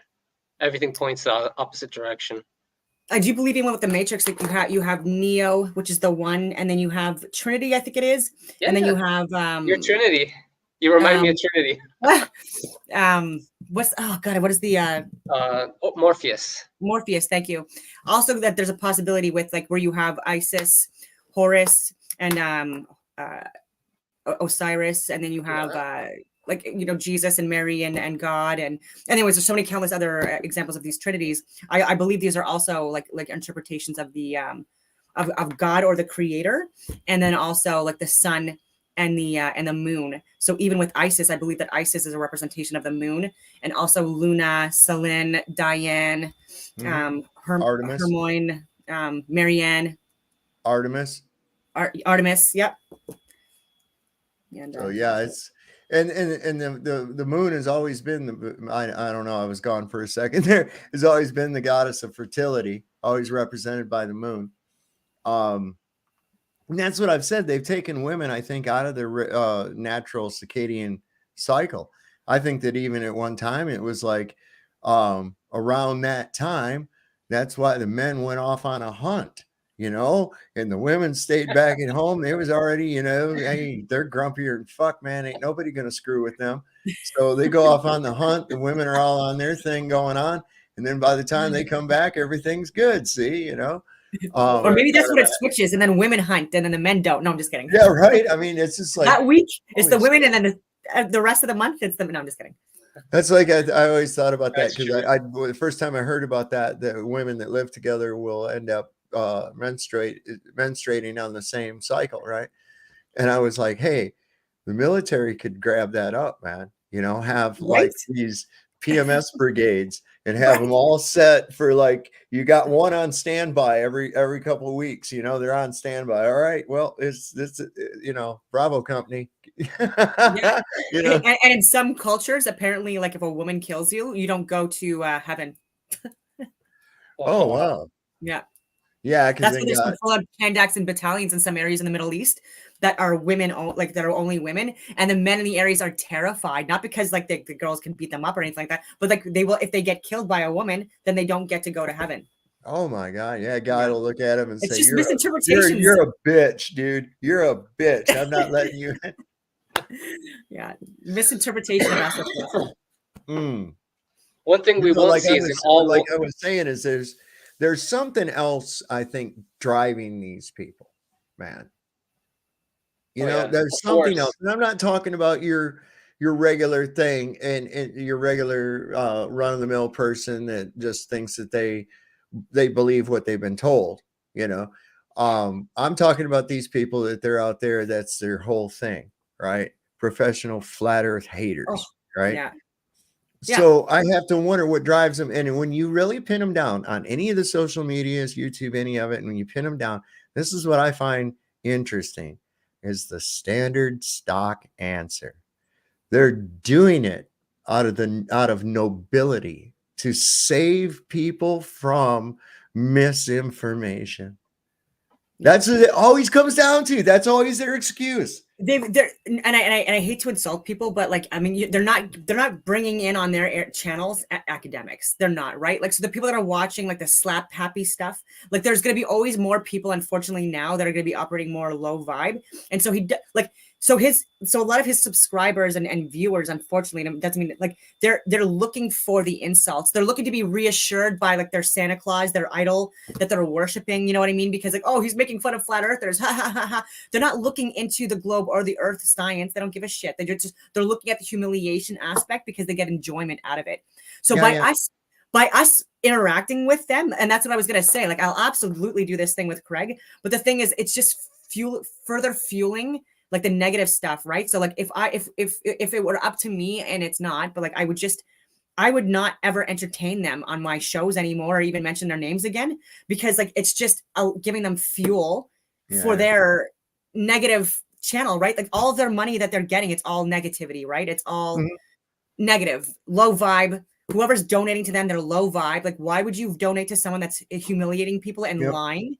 Yeah, at their age, they should know by now what we've discovered. It doesn't take a genius to discover what we've discovered. No, and Austin and so many others has talked to Craig for hours and dummied his all these arguments that they've thrown together 4 years ago. And so how do you, after 4 years, not even look at the Earth curve calculator and do your own experiments and see that after 3 miles there would be 6 foot of fucking alleged curvature, and it's been completely destroyed. We see well beyond that. Okay, with technology, like well beyond that. And then you add in infrared, it just like, and so how are they that? I don't know. I know. It's so infuriating. I would ask him. I would like to ask Craig if he's ever watched any, or how many minutes of his time has he spent researching any counter exposés on the moon landing? Because from what I've noticed from a lot of these globe defenders, even the well-seasoned, like I asked Ozian if he watched any counter exposés, and he said no. So a lot of these globe defenders literally spent 0 minutes watching any counter exposés. So somebody put out a video today about Professor Dave, and they don't read. And so I have actual books like from like academics and stuff like that are like really thick from like even the 18 and 1900s. You know what I mean? Where like these people are not even going into any literature, like anything, like it takes so much reading. Like they're not looking into any of these friggin' books, like The Secret of Light, Walter Russell. so many they have no understanding of like the fact that like flat earthers got to this point because we went through thousands of hours, you know, of research and experimentation and discussions and like just like going over everything before we even dreamed of saying it out loud. Well stated. Yeah, and I know well, you know, the only thing I look at is like this, and anymore it is just turning into a Jerry Springer show with these guys. 100%. And they're making themselves look more and more stupid. On that respect, I like, you know, give them enough rope and they're going to hang themselves. But at this point in time, I mean, the gig is up. Nobody's buying it. Your desperation is showing. The people that are searching out and looking into flat Earth and coming to realizations is growing by the day, and they can't freaking stop it.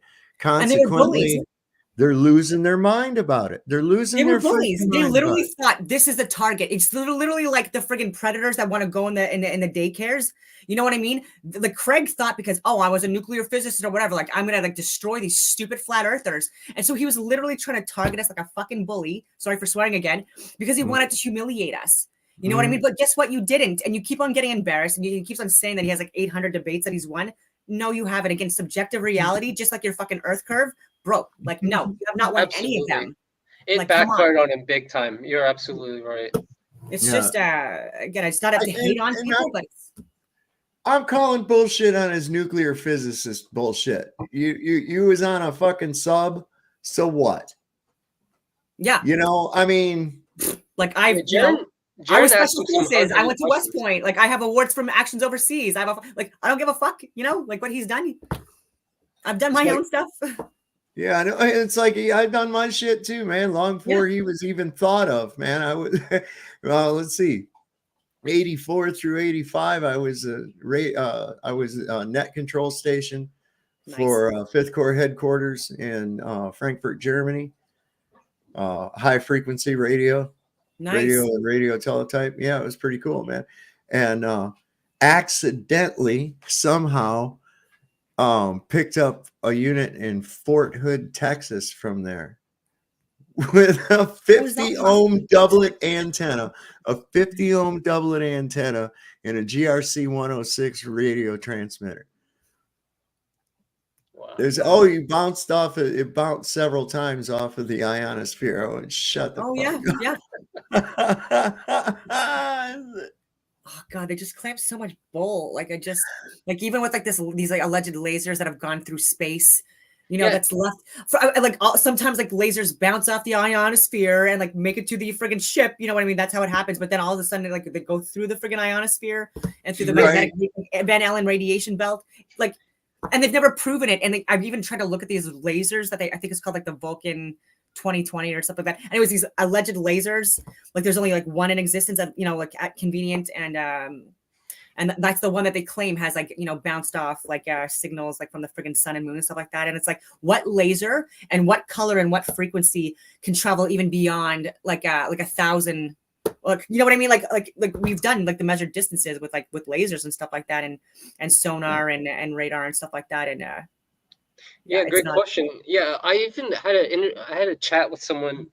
I was debating on Modern Day Debate Discord, and he said, "Oh, I shot a laser at the moon while I was in university." And I was like, "All right, let's get into the details here.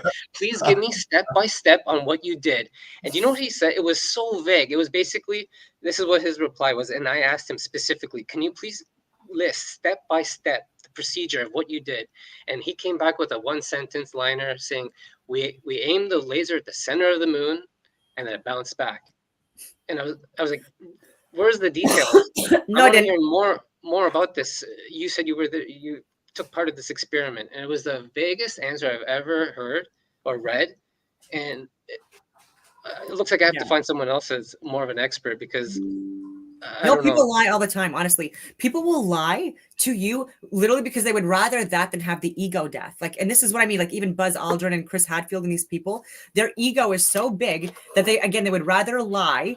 Again, their lives are not at risk or any of this stuff, right? Like they're just liars because they're literally just not good human beings and they're exploiting us. And even admitted on the record that he didn't land on the friggin' moon. And you know, I did that video. Yeah, and eventually it becomes like a drug, like duping delight. Yep. Mhm. Duping Become delight. I addicted talk to it. about that in my videos too. So many crisis actors, right? It's just so disgusting. It is. Listen, this whole thing is scripted. I'm telling you right now, so much of this whole It reality absolutely is, is. and it just cracks me up every day. And people are out there arguing about it and yelling about it, and it's like, man, you guys don't even understand. If you guys only knew, you know, and a lot of these people, I try to tell them, I say, you know, you don't even know who you are, where you are, or when you are. Nope. What? True. It's true. And a lot of What do people you are mean? I actually know when suffering I because of am. these No, you don't. lies. No. What? No. In my opinion, a lot of people are suffering from these lies. Like, for one Mhm. example, is racism. Like with the globe model, right? You have the Big Bang, you have evolution, and then you have the idea of races. But in biblical cosmology, there's only one race of humans. And Mhm. so people who accept the globe model, they're literally accepting like a curse onto themselves where they're being discriminated, their families being discriminated. It's all because they're allowing this onto themselves. Whereas if you let go of these lies and you don't allow anyone to take advantage, you know what I mean?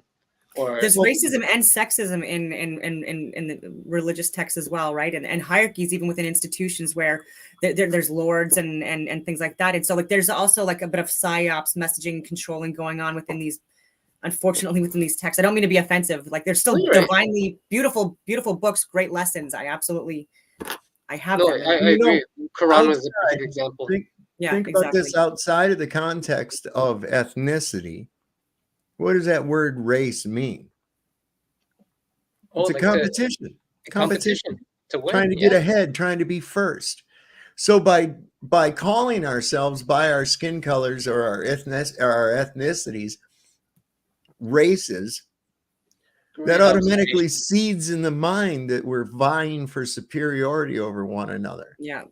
Never thought of that. It's already divisive. Yeah, and even with that, like there's been even with history, what's going on with racism, like it's not even just within certain texts, but just like how there's been like multiple different skin colors all over every single friggin' place on earth during different periods of time that have been more advanced, more evolved, and less advanced, less evolved, right? And so even colonial times, like even through Europe, even Mathieu da Costa, who was European in the 1600s, he was traveling with Champlain, for example, within Quebec, but he was black skinned. And the only reason why like he was able to do trade with people within Canada coming through the St. Lawrence area and more Quebec area was because he had the same skin color as the people within the area. So there was black skinned people and white skinned people within North America and the I guess you'd call it like a mix of both, like a I don't know, I don't want to be racist, but like, and so, and it has nothing, and I do believe it has everything to do with also like based on like location, geographic location, where people have like evolution. I don't believe in. I don't believe we came from monkeys, but I do believe that based on where we are in the world, we will have lighter or darker skin color, lighter or darker hair based on where you are and where the sun is. In the colder climates or where there's less sunlight, generally speaking, these are the areas where people have had lighter eyes and lighter skin, because then you're absorbing the vitamin D from the sunlight like more efficiently, because you have less time in the sun because it's friggin' cold. Like in the wintertime in Canada, like I'm trying to get sunlight, I'm like, oh my god, it's like minus 40, like friggin' like this better heal me. Oh yeah. Yeah, and it's And this is the one thing we do not get to choose in our life. We get to choose so many things, but the one thing we don't get to choose is the color of our skin. No, and then with darker skin too, like this takes longer for like to have the impacts of like being like in the sun for longer periods of time, and so people that are usually within the equator or within those regions, you know, predominantly are darker skinned and have darker hair, because again, this is like protecting against like overexposure of sun, right? And so like white skinned people, it's like again, it's the opposite, and so like this has nothing to do with friggin' benefit, like, you know, and that's why there's people that are dark skinned that are in colder climates with less sunlight that have less vitamin D, right? So they have a lot more vitamin D deficiency, and I believe vitamin D is more like a hormone, and we need it to be healthy. And so if you're not getting sunlight, you have to supplement with vitamin D. And so with darker skinned peoples in North America, if you have sickness, like push your vitamin D, because you need to be out long. Anyway, I hope that makes sense. You have to be a lot longer. Documented. This is well documented.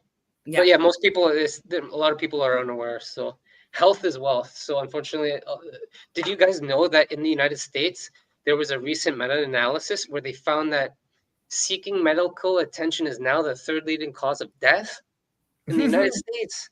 I can believe it, man. Well, medical malpractice is second or third in the US and Canada. Right? Yeah, it is. Yeah. And some people, if you actually look at the Hippocratic Oath, it actually changed, if I'm not mistaken, 1972. Before there was the Hippocratic Oath stated, "We'll keep we'll protect from harm." But Yeah, after the keep from harm. change, it literally added, "I can take a life." It's within the middle. It's if you just look up modern Hippocratic Oath, Oh wow. hidden in the middle of it, it says "may take a life." So it literally did a 180. Yeah. Yeah, at first do no harm, Hippocratic Oath. Yeah. So yeah, And there's good doctors too. So like there are doctors. So there's people that will prey within societies, like if you allow them to, and like predators will always navigate or gravitate rather towards like the areas or the fields where they can exploit people. And so there's amazing doctors out there too that I know personally that have done miracles, right? Like heart surgery, put people back together and stuff like that. But there's also the ones that are cutting off peepees and Yes. cutting off the boobies, of kids and stuff, right? And like giving hormone blockers, like fuck those people. Well, I look at it like this, man. There's physicians and there's doctors. Physicians heal, doctors doctor. Okay? We know what happens when you doctor the books. When you doctor something, you pretty well jerry-rig it. Yeah, practicing. Well, you've got the caduceus where you have like the two snakes, like that's actually the symbol of commerce. And that's where a lot of medical facilities now too, they have like the symbol of commerce instead of the that one rod with the friggin' one serpent. Oh my God, I forgot the friggin' name already. I've talked about this in videos, but that's like the symbol of healing. It's Starts with an A. EA or AE or something like that. Yeah. Anyway. Anyway. Ecclesiastes, the rod of Ecclesiastes. Yeah. Amazing. So, yeah, listen, I wasn't born in a hospital and I'm not going to die in a hospital. It's known that if I go down, you let me go. That's all. That's my time. It's my time. I'm good with that. I'm not going down there. I saw what they did to my dad. I'm not having none of it. My grandfather, my grandmother. Yeah. That's just not for me. And that's the thing too, is that's part of the fear that they keep you under too, is fear of death. Yeah. And it's like, that's dumb. Yeah. I mean, that's inevitable. Yeah. Why are we fearing it? No, I'm not anxious to go or anything, but and this vegan psyops and stuff like that too. Oh, sorry, I don't mean to insult anyone. Like, I also believe, again, it's a way of like being like, I'm more of I was born in St. Eustache, like more of a city, but like I was raised more in the country, right? And like, and so life is different there, right? And so like you're seeing more like of a harder life, you know what I mean? There's more people that are living in subsistence. It was poor. Like I lived in a shack in the woods with no running water, and electricity for a while too. And so you have to hunt and grow food and forage off the land and stuff like that. And so when you remove yourself from like the necessities of life, like people like believe that like, you can like live without protein and stuff like that, whatever, that is your thing. But for a lot of people, that's not the case. And so even with that, like when you remove yourself from the death and like not put like, and not make it like a memorable thing, or remove yourself from like the sacredness of that, like that experience, and not over consuming and stuff like that, then it's you're not learning the lessons of life either. And so you're not able to like properly adjust when people within your life die and stuff like that, because we're really just like trying to like make people protected from things that they shouldn't be protected from. Like people need to understand that death is a reality of life, and that and so even within cities, people overconsume meat, and they're mistreating animals and stuff like that by virtue of that, but they're not understanding it because they're not the ones killing the animals, right? Yeah. And that takes its toll on people as well. I know farmers, they don't like killing animals, but they're like they're doing it to feed their community. They're doing it to feed us, the city, and so it's hard work. And people like it's anyway. It is what it is. But you're right. The system has to be corrected, because right now, it's harming so many people on so many levels. But you're right. People need to go back to natural ways, in my opinion. Me too. Yeah, I agree. Yeah. People aren't in touch with the earth at all. They Yeah, insulate you're right. their, Take off the shoes, get back on the ground. they insulate their souls. They and there's- believe they're in a soul lure system. Yeah. Keeps you hypnotized away from. And think about this, man. Think about this. Just what we've discovered here in Flat Earth with the help of people like Whitsitt and others like him Yeah. that are of a higher level of these understandings of mathematics and shit. We've learned so much more and what that potential involves than what you could ever hope to achieve from chasing after this lie. So true. I mean, think about it. If we'd been doing this, what's going on for as long as what the space station's been up here, right? Think of how far along we would be knowing full well what is actually occurring is instead of pretending that there's, this floating void with all this crazy Dave. fucking nonsense and everything. Like the millions of dollars a day, the billions of dollars a year, or trillions now that is being invested. Again, this is going into money, like into people's pockets that are not good people. Like not everyone's bad, but like a lot of the pockets that these are going into are people that are lying to us and deceiving us knowingly and doing disgusting things like in their own time and enabling human and drug trafficking. And that's why I take offense to this. When these people are actually trolling flat earthers and they're feeding into like a lot of stuff that's harming us. And that money could go towards veterans. It could go towards roads and education systems. And it could go towards so many better things that would make our lives so much better, helping with the homeless freaking disaster that's going on. But they're stealing it and they're going on their yachts and their private jets like Buzz Aldrin and stuff like that and these other friggin' weirdos. And they don't care about us. And so anyone that's further enabling that is just disgusting to me. Like, I just hate it. Like, I agree. Actually, we need to be speaking out about this. I'm trying to get people to propose a pause on space spending 1 year minimum, right? Imagine if we were to pause all space spending and then redirect that money. Redirect it to the education systems that now need to be reinvigorated. We have to use that money because again, like even with petroleum and how people are taught about like basic science, it's just evolution. There are so many things that need to be done, right? And if that money, like again, we don't want to like collapse societies here. Like I understand that there's a huge industry that also involves like movies and the gaming industry and stuff like that, because all this is grooming and psyops that also fully like just continues this narrative. And there is a great opportunity there, though. You're right, though. Because this sci-fi space requires so much money. Actually, I think there's a great opportunity because if we were to, let's say, the paradigm was to shift, there's a great opportunity for new TV shows, new books, new reinvestment, new textbooks for all the schools, new science experiments. So there could be a great opportunity here, economically speaking, if everyone were to start walking in truth, including our so-called leaders. Like reinvesting that money, to further to refurbish thing, like infrastructure, trying to like update or reinvigorate like infrastructure that used to be here. Like I don't know what we would call it, but like upgrading.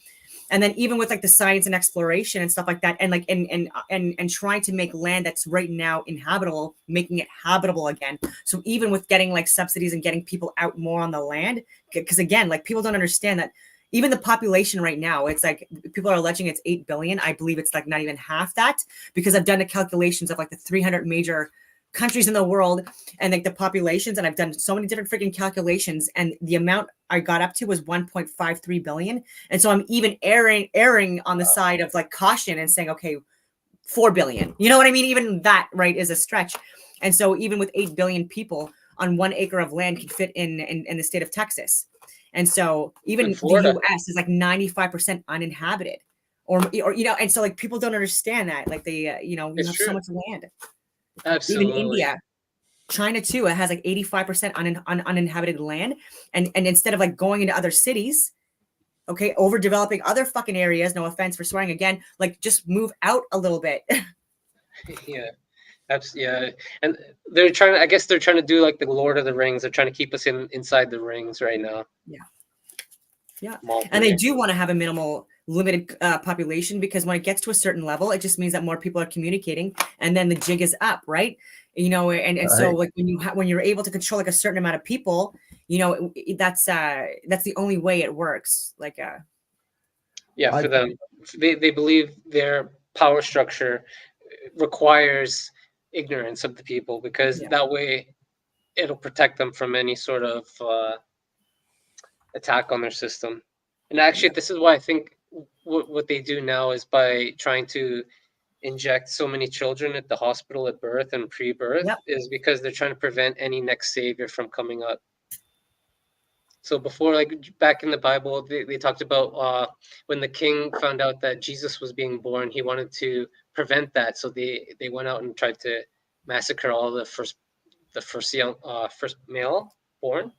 And I yeah, think they're any of trying to the do that first again males today. under the age of 2, right? Yeah, yeah. And I think they're trying to do that again today with medical mispractice.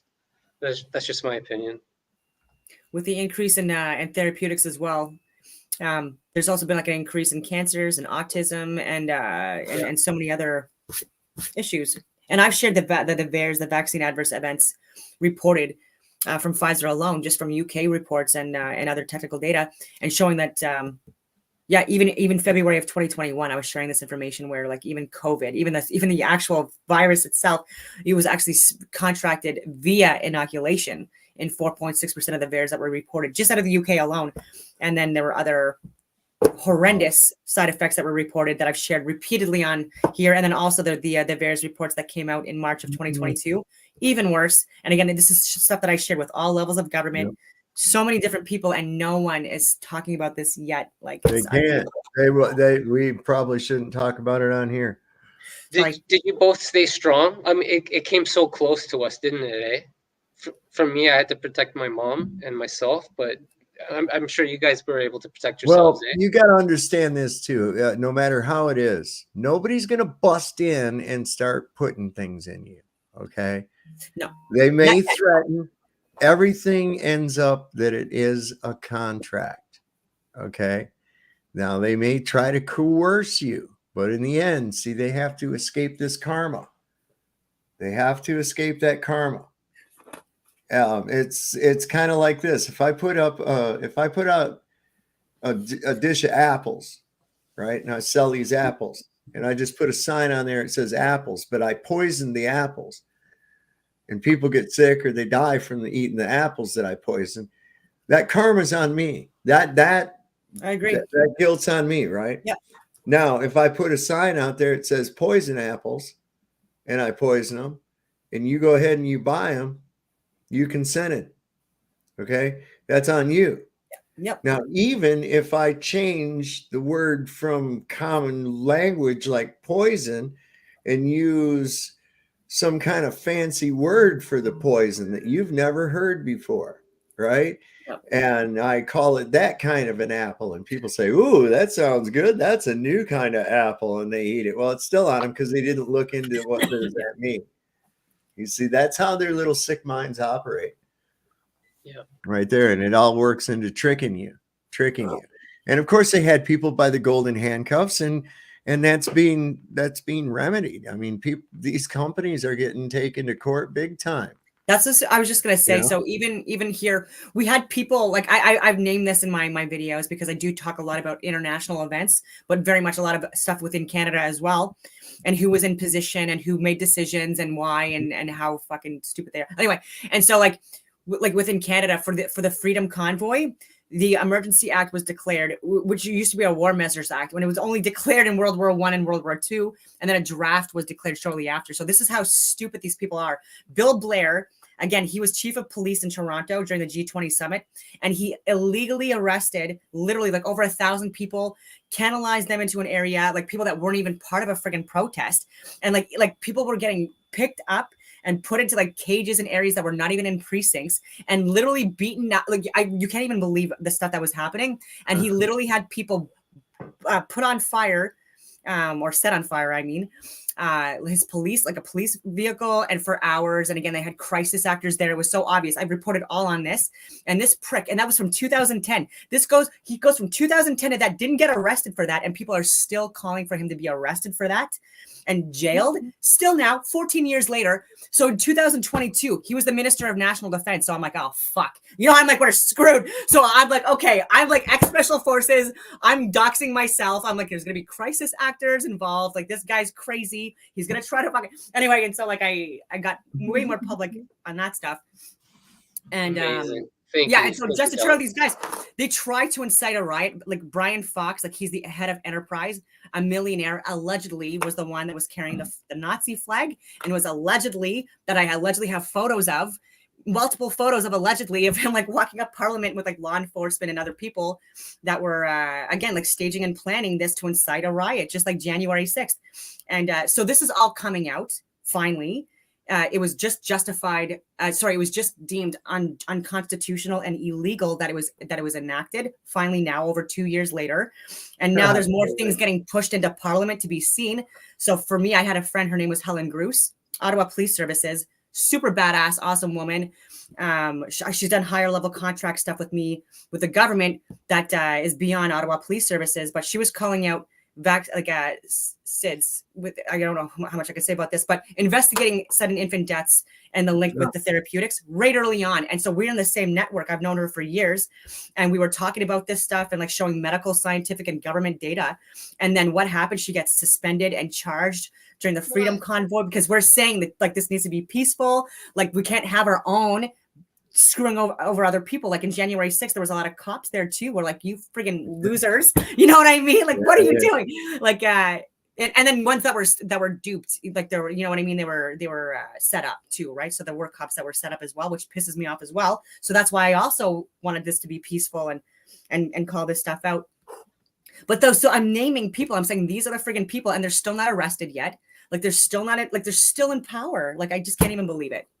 Sorry, I wanted to keep right there, but like I said, I live about an hour and a half southwest of DC.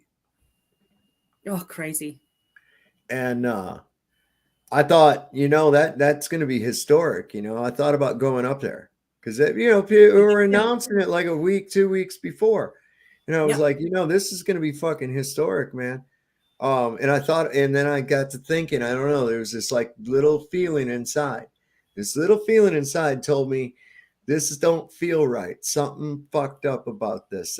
I think it's a trap. Yep. I mean, that's what I felt. I think it's a trap. So and Trump helped set it up, and Alex Jones helped set it up. So your conservative, like MAGA, like friends, and even this border stuff that's going on, a lot of this is being heavily embellished because they're trying to get people to respond and be divided and go there. And it's going to be mostly Trump supporters because let's just face it, you know what I mean? Like those are the guys with the friggin' guns usually, and like the want to friggin' do the whatever. I'm a veteran, I could say that. And so it's canalizing people. He's literally helping people like literally put themselves in the friggin' firing line. Yeah. Right. All emotionally charged. Yep. Always. It's and not much different than the Reichstag burning, know? No. So many parallels. Yeah. So February 27th, 1933, the Reichstag fire happened.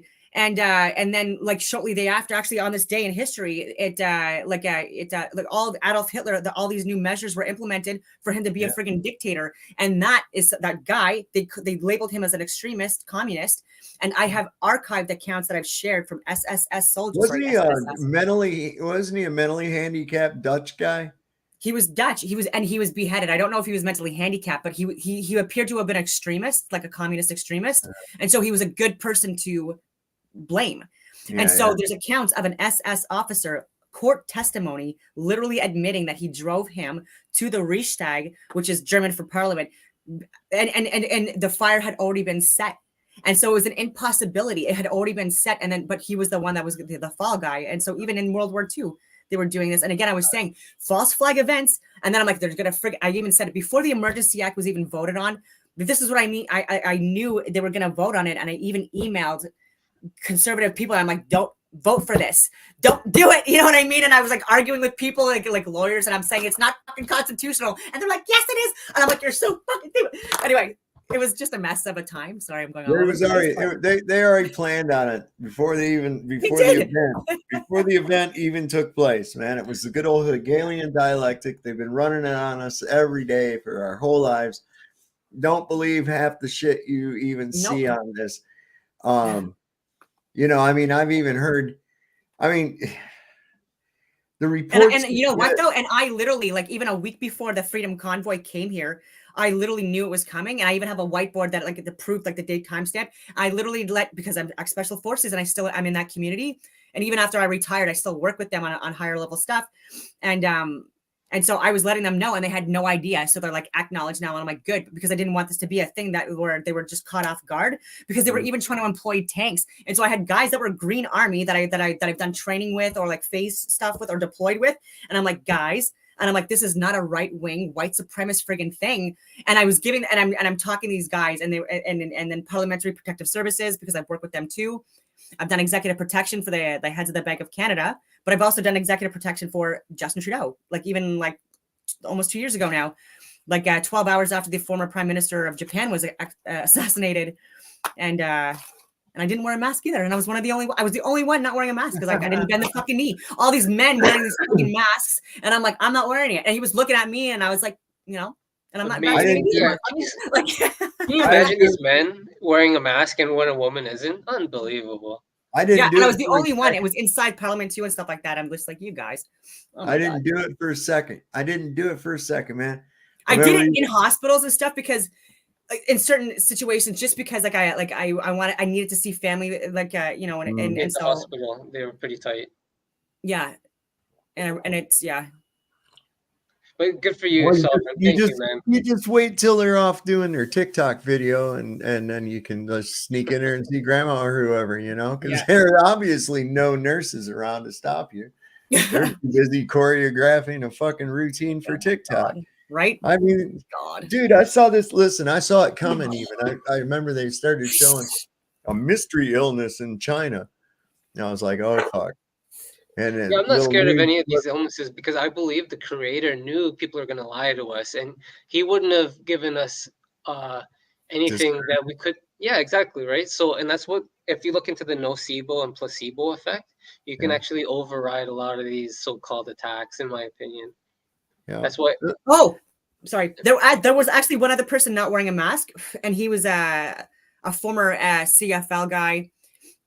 Security and black guy, and he was actually the only. I was the only girl, and he was the only black. Like, so I guess like it was the rest were white guys.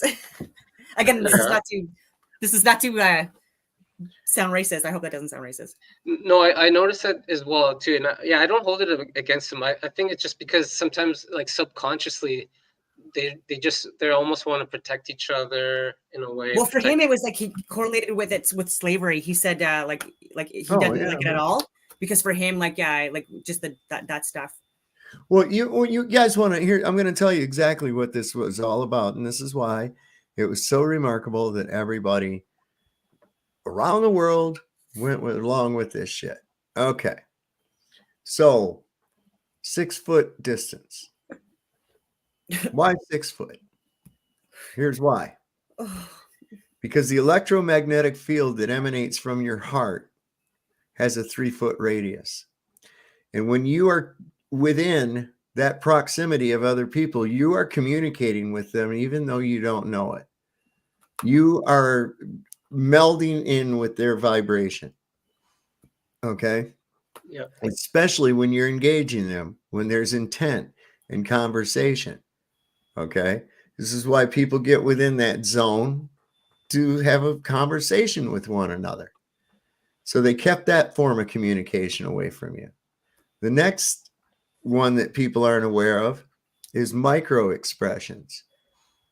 Now, we do a lot of communication through micro expressions of our face than you're even aware of, because it's just by the certain looks and things like that. You remember, don't you give me that look. You heard that, right? When you was a little kid, don't you give me. Yeah.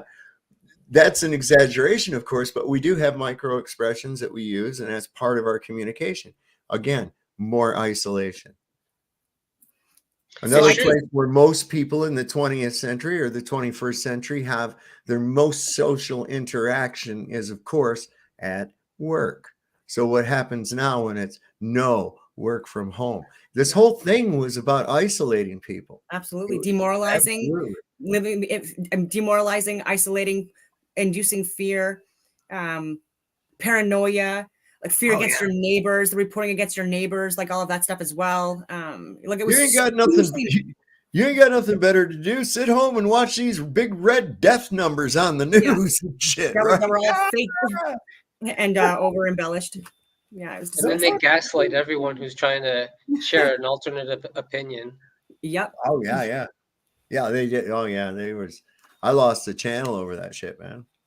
And had to we had lockdowns and curfews and stuff like that, and like couldn't leave the province. Like it was wild times.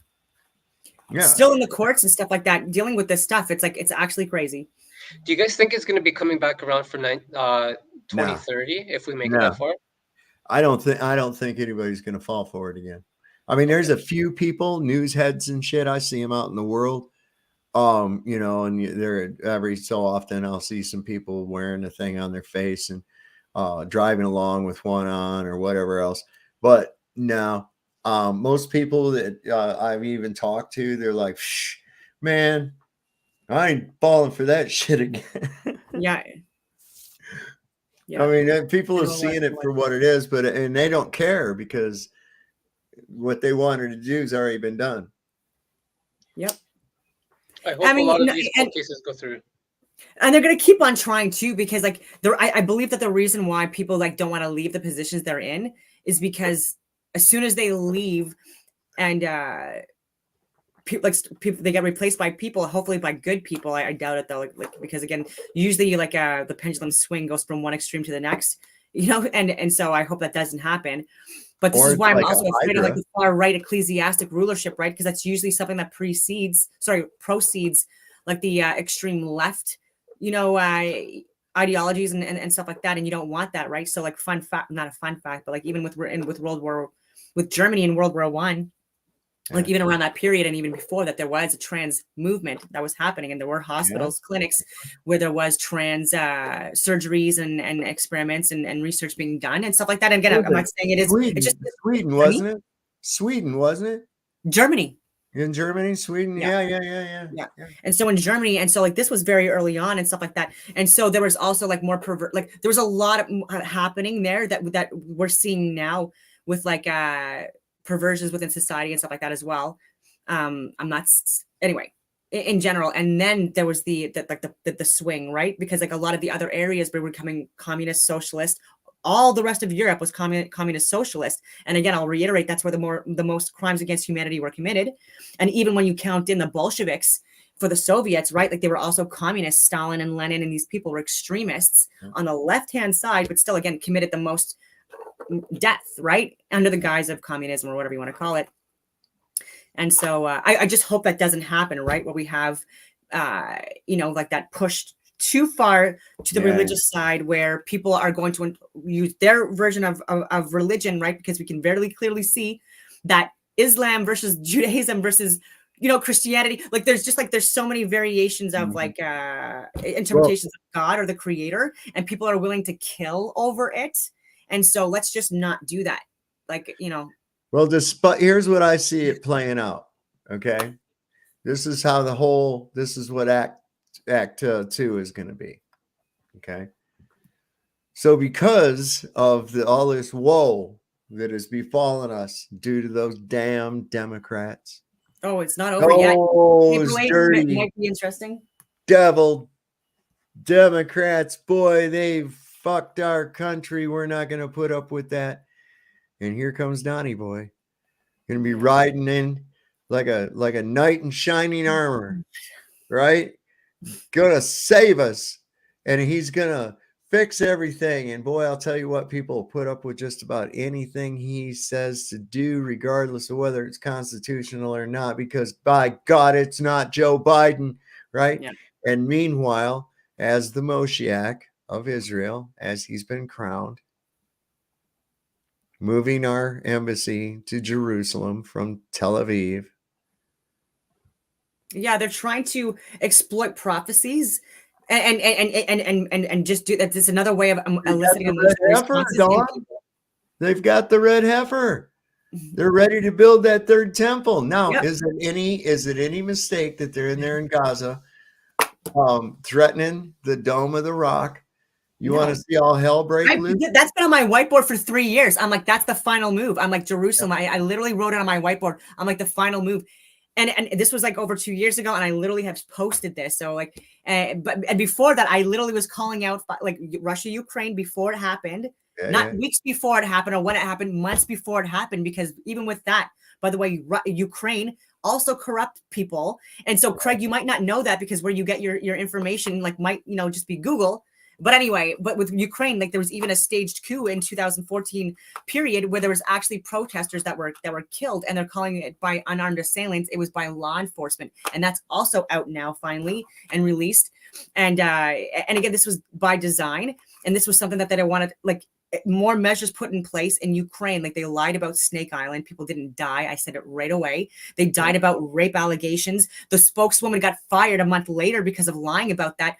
People got pissed off, just like the Gulf War, same lies, about dead babies and women getting raped. I'm not minimizing it. I'm saying what they said was actually false. People lied in Congress. It was false. It was false testimony. These friggin' assholes lied. And these women too lied. And Snake Island, NATO blew up Nord Stream and completely and blew up, badly damaged Nord Stream 2, blew up the friggin' dam. They like Ukraine, like air defense, like missiles struck those Polish farmers and killed 2 Polish farmers, and they tried to blame it on Russia and then called it an accident when I was like, no, that's Ukrainian air missiles, debris and stuff like that, calling it out. My LinkedIn account gets deleted and all that other stuff. Like, it was just another time that I'm just like, they're calling for a war. And I'm saying, you guys are crazy. Why are you doing this? Like, why are you doing this? It's been nuts. And people are still thinking that people died on Snake Island, even though I'm showing them that these people are alive and well. And I'm showing crisis actors from Ukraine. I'm saying that there's political prisoners and religious prisoners. And I'm saying that they're like rigging elections or not having elections. Just like it's just like people are just so misinformed, and it's killing us, right? So even with like the globe earth stuff, like when you lie about that or continue to perpetuate these lies, people are not really understanding that the massive pollution that like corporations are creating with their war stuff, like it's in a contained environment, right? And so we need to manage this, right? We need to manage our waste. Like we're overflowing landfills and waste sites and stuff like that, like outside of cities and stuff like that, more and more as well. And this is a pattern. This is a pattern. In World War I, there was propaganda of those dirty Huns using French babies for bayonet practice. Okay. It wasn't true. Raping the women too, boy. Yeah. Right. World War II, same thing. Yeah. Right. In fact, the Japanese were propagandized so much about the American Marines that in Saipan, there were women holding their babies, jumping off the cliffs to their deaths with their babies because they were told that the U.S. Marines would rape them and eat their babies in front of them. Okay. This is the propaganda. There again, like you said, the Gulf War, throwing the babies out of the incubators. Just recently with this thing in Gaza, right? Yep. They cut Ben the heads Shapiro. off a bunch of babies and shit. Yeah. And Ben Shapiro went all fucking ape shit. And then it was found out that was an AI generated photograph, man. I'm the one that called that out. I was actually one of the first that I know of to call that out, because as soon as he posted that, within hours, I went through and I saw that was AI edited and stuff like that, and I called it out. And because like even with that, like I knew that right from the beginning. Like I'm like, this is the fucking final move. October 7th, and then between the FEMA alerts, between the 4th, the 4th of, like I knew anyway. Whatever. I've just made predictions based on, again, some people exploit gematria and they exploit key religious dates because they hate people or they just want to like dick people around. And so like they'll exploit religious holidays, because that was a religious holiday as well. And it was anyway. And they'll do the same thing during like key events, right? Like they'll declare things or create these disasters, and they'll say, oh, this was an accident. Like, oh, I can't believe this happened. But well, no, even with that, like there's a lot of questions that people need to ask about Israel and Palestine. Well, here's the thing people lot. got to look at with this kind of propaganda. Okay. I'm not saying there aren't heinous people. Because there Well, there are. are. Because look what's going on in Palestine. There's literal crimes being committed against children and women and stuff like that. They don't care about the real shit, but they're going to go and believe lies from But crisis actors. what I'm saying when it comes to these propaganda of these atrocities happening to children and shit like that all the time, this is to tug your heartstrings because you'll respond to that. And they know that if they can get you to respond through emotion, you're not making rational decisions. Exactly. Because yes, that sounds horrific. And how dare those fuckers if such a thing were true. But let's take a look at it. Although there are a few people that are, you know, heinous people, within military units, man, I don't care whose military unit is, if it's Hamas or whatever, there's a structure of order that has to be adhered to, or they don't succeed as a military type outfit. And usually if there's somebody that goes wacko and wants to act like a maniac and do things like that, he's pretty quickly stopped by his fellow soldiers. Okay. Having been a soldier myself, I put myself in that place. If I saw one of my fellow soldiers doing something like that, would I participate and go, yeah, dirty fucking whatevers? No, I would stop that son of a bitch from doing that because that's wrong. Of course. Yeah, agreed. So Same in Canada. We have to look at it, right. So who's really going to be doing that? Not really. Nobody. Okay. You want to paint out, even if you want to paint out Hamas, let's just pretend for a little bit that Hamas is actually an organic Palestinian organization and that it does represent Palestine. They would still have to have this structure of order. You can't just have, I'm in Hamas, now I'm just going to go fucking willy-nilly whatever I want to do. No, it doesn't work like that within any kind of an organization. So you got to put yourself into that whole idea. When they tell you these stories, war game it in your head. Put yourself in the fucking situation. Say, does this shit make sense? Yeah. Yeah. And so even on October 7th, there were IDF soldiers. I shared the video footage. Well, not the gory stuff, obviously, but like of IDF soldiers in helicopters. They were actually shooting at their own people, right? Like during this and stuff like that as well. And so, and why I'm saying this is there were Jewish Israeli people that want this to be known. They want this to be known, right? Like they're screaming this from the freaking rooftops. Like that was my family. You know what I mean? Like they were freaking murdered by our own. And so even when hostages were released and transferred, right? Like there were also ones that were shot and then also ones that were admitting. I have the actual, these are on my videos and Rumble. Yeah. And so they were admitting this. They were saying that Israeli soldiers were firing on us and like killing a lot of the, and so even with Hamas as well, what they're calling Hamas, I can unpack that as well, because again, I was in JTF too, like as an officer, like, and so like, I know a lot more about Hamas and why they developed. And it was like, you know, like it was seen as like a counter to Fatah at the time. And even with that, like they're also funded by like, you know, lobbyists, we'll say, from like over, like all over the world.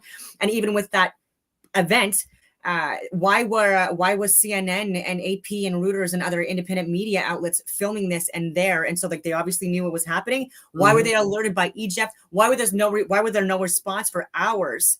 You know, and so this had to be directed, right? There was no response. So again, that this was for a reason, because like coming from like accounts and testimony from Israeli soldiers, they were saying there's no way that like there wouldn't be an immediate response and people be alerted just because of all the massive surveillance, because it's a freaking occupied like border area, right? With massive surveillance, they would have seen this. Instantaneous response should have been expected. 100%. Yeah. Do you think that this now obviously orchestrated event, I'm sure, allegedly, what do you think the end game is? Is the end game to get total all out chaos in the Middle East, or what are they actually trying to do besides take, you know, more Palestinian land? Well, Netanyahu's been at this for like, I did videos of him like even in the 90s talking about like lobbyists and like the control they had over US and like the power structure and especially financially and stuff like that. And then so even in 2002, he lied to Congress about weapons of mass destruction in Iraq, which got us into a war. And and I lost people that I loved, and I carried their medal and beret. you know, during ramp ceremonies and other people that I loved, you know what I mean? And even because of suicide and addiction since. And so I largely blame this fucking loser. And no offense. And the swearing, like I get triggered. But like, and You're even all right. now, like he's been lying. And so he only got in power again. And again, there's a lot of Israeli people that think he's a warmonger and they don't want him in power. And so December 29th, which again is it's the 201st prime number. That's when he became president again. And so in those fields, like gematria and dates do matter. Like, and so don't ask about that right now. It's like a huge rabbit hole. But 2022. So like, again, he was put in position again. And now this happened, right? And so it's all around the friggin' same time all this other stuff is happening. And like with like the international control, they're calling it global control. It's not a globe, but like No, isn't it's all the same stuff. from what I It's money. understand, It's money. Jared Kushner is family friends with Benjamin Netanyahu. Did you Oh, know they're all that? connected. He's and he's I mean, their families are, their Mossad families go and like back. Ben Maxwell and Epstein and Like, and even with WEF, like Ghislaine Maxwell's sisters, like they're like she's like she also works for WEF, right? And in another organization, but they're all connected. So even for example, we were talking about universities. John Hopkins University is a PsyOps institution that even discussed. And it was funded by Bill and Melinda Gates, but like Clade X and Pandemic 201 before the pandemic was initiated and stuff like that. That was John Hopkins. They're also pushing the whole woke narrative and the DEI or the critical race theory stuff. That's all again like PsyOps stuff, just like Cambridge, where they admit that they put stuff out there. And they've done experiments in other areas of the world. And again, this is illegal, so they need to stop this. But where they've changed elections or they've created protests and riots by virtue of just throwing out psyops, like just memes, stuff like that, that just like got people to just, respond. Well, there's these groups out there that figure out how to do that. And people have heard of them, and paid they to do it. They're paid. Well, like the Brookings Institute and shit like that, man. These people, that's what their job is to figure out how you're gonna respond to different scenarios, and they'll run them. They run them. What's the other one? There's the Brookings Institute. There's another big thing. There's Padua. There's Yale is like two. Oh, Skull and Bones. What was yesterday? Like not yesterday, 2 days ago now. It's 1:20 a.m. Just anyway, it was March 22nd. And again with ISIS, like that's also like Israeli funded and stuff like that. I've done videos of that as well, and that happens in Russia, like Israeli Secret Intelligence Service, ISIS. Yeah. And I've been saying that shit for years, man. And it's like this whole thing is like I said, it's a big fucking TV show. And, it is. A lot of these people, it's easy to get caught up into who shot JR and what's going to happen next week on the Bidens or whatever the fuck, all this dumb shit. And it's like, takes people off the focus, man. It really does. And it immerses them into the shadows on the cave wall. They're not living their life. They're not experiencing their own reality. They're experiencing some manufactured reality, and half the time living in anger and or fear of it. And there it was, just given to you through some fucking idiot box that you just can't seem to not turn on. Yeah. And people like in the Matrix, you're talking about like the video games, like overly consuming video games and porn and like all these other like forms of entertainment, like for hours on end, like it's just keeping people like not facing reality. Right. What is this? Chicago Cubby versus Ozian is a fruitcake. Well, hey, we all have our things, but I think I'm going to close her down here. We're going almost 3.75 hours we have gone, which is a long time. It's been a really wonderful chat. I think we're going to do really well. I think we're going to have a good time on Tuesday. Now I'm looking forward to that. And it should be interesting. We'll see what comes of that. We'll just I look forward to listening to both your points, and I know you're going to do a great job, you guys. So you both. So thank you for allowing me to hang out with you guys, and I hope we can do it again in the future. And I look forward to listening to both of your future streams. Right on, Need. Right on. And if anybody hasn't yet, I have put Don's link in the description of the video. We'll put it up here. I think I still have you open. Wait a second. My tabs got all messed up when I was let me see here. Is it still there? Let me see. Maybe it's still in my. No, I got True Earth Wiki on there. Damn it. All right, let me see. There she is. All right. So this is in the chat now too. Go over there and give a like and a subscribe. Check out her video. She was on the rampage today. That was pretty good. I enjoyed that. Had a good time on there watching you. So that was pretty cool. Anything you want to leave everybody with before we sign off tonight, Dawn? No, I hope I didn't offend anyone, honestly, with my interpretation of religion, because I know for a lot of people it could be a lot, and people have cursed me to eternal damnation, before and stuff like that. So that's excessive, you know what I mean? So I want less of that. So I'm sorry in advance, don't damn me to hell and all that other stuff that happens. Well, my audience is pretty well open-minded people. That's the unchained portion, the unchained mind portion of my name. And that's the thing, is when you don't have your mind chained down by somebody else's bullshit, you're free. And I always say, if you free your mind, your ass is sure to follow. That's all you really got to do. And it really works itself out. People think they're afraid to let go of their paradigms and really explore what the possibilities are and look at the facts rather than be trained to trust, get unwarranted trust, I might add, to the academic and governmental authorities, because have they lied to you before? Yeah. Many times. Yeah. I'm just saying. Not this time. Yeah. All right. Well, I'll tell you what, everybody, we're going to say goodnight. And as we always like to say on Sovereign Soul Unchained Mind, Lord loves the working man. Don't trust Whitey, and see your doctor and fire him, because he'll probably kill your ass. Good night, everybody.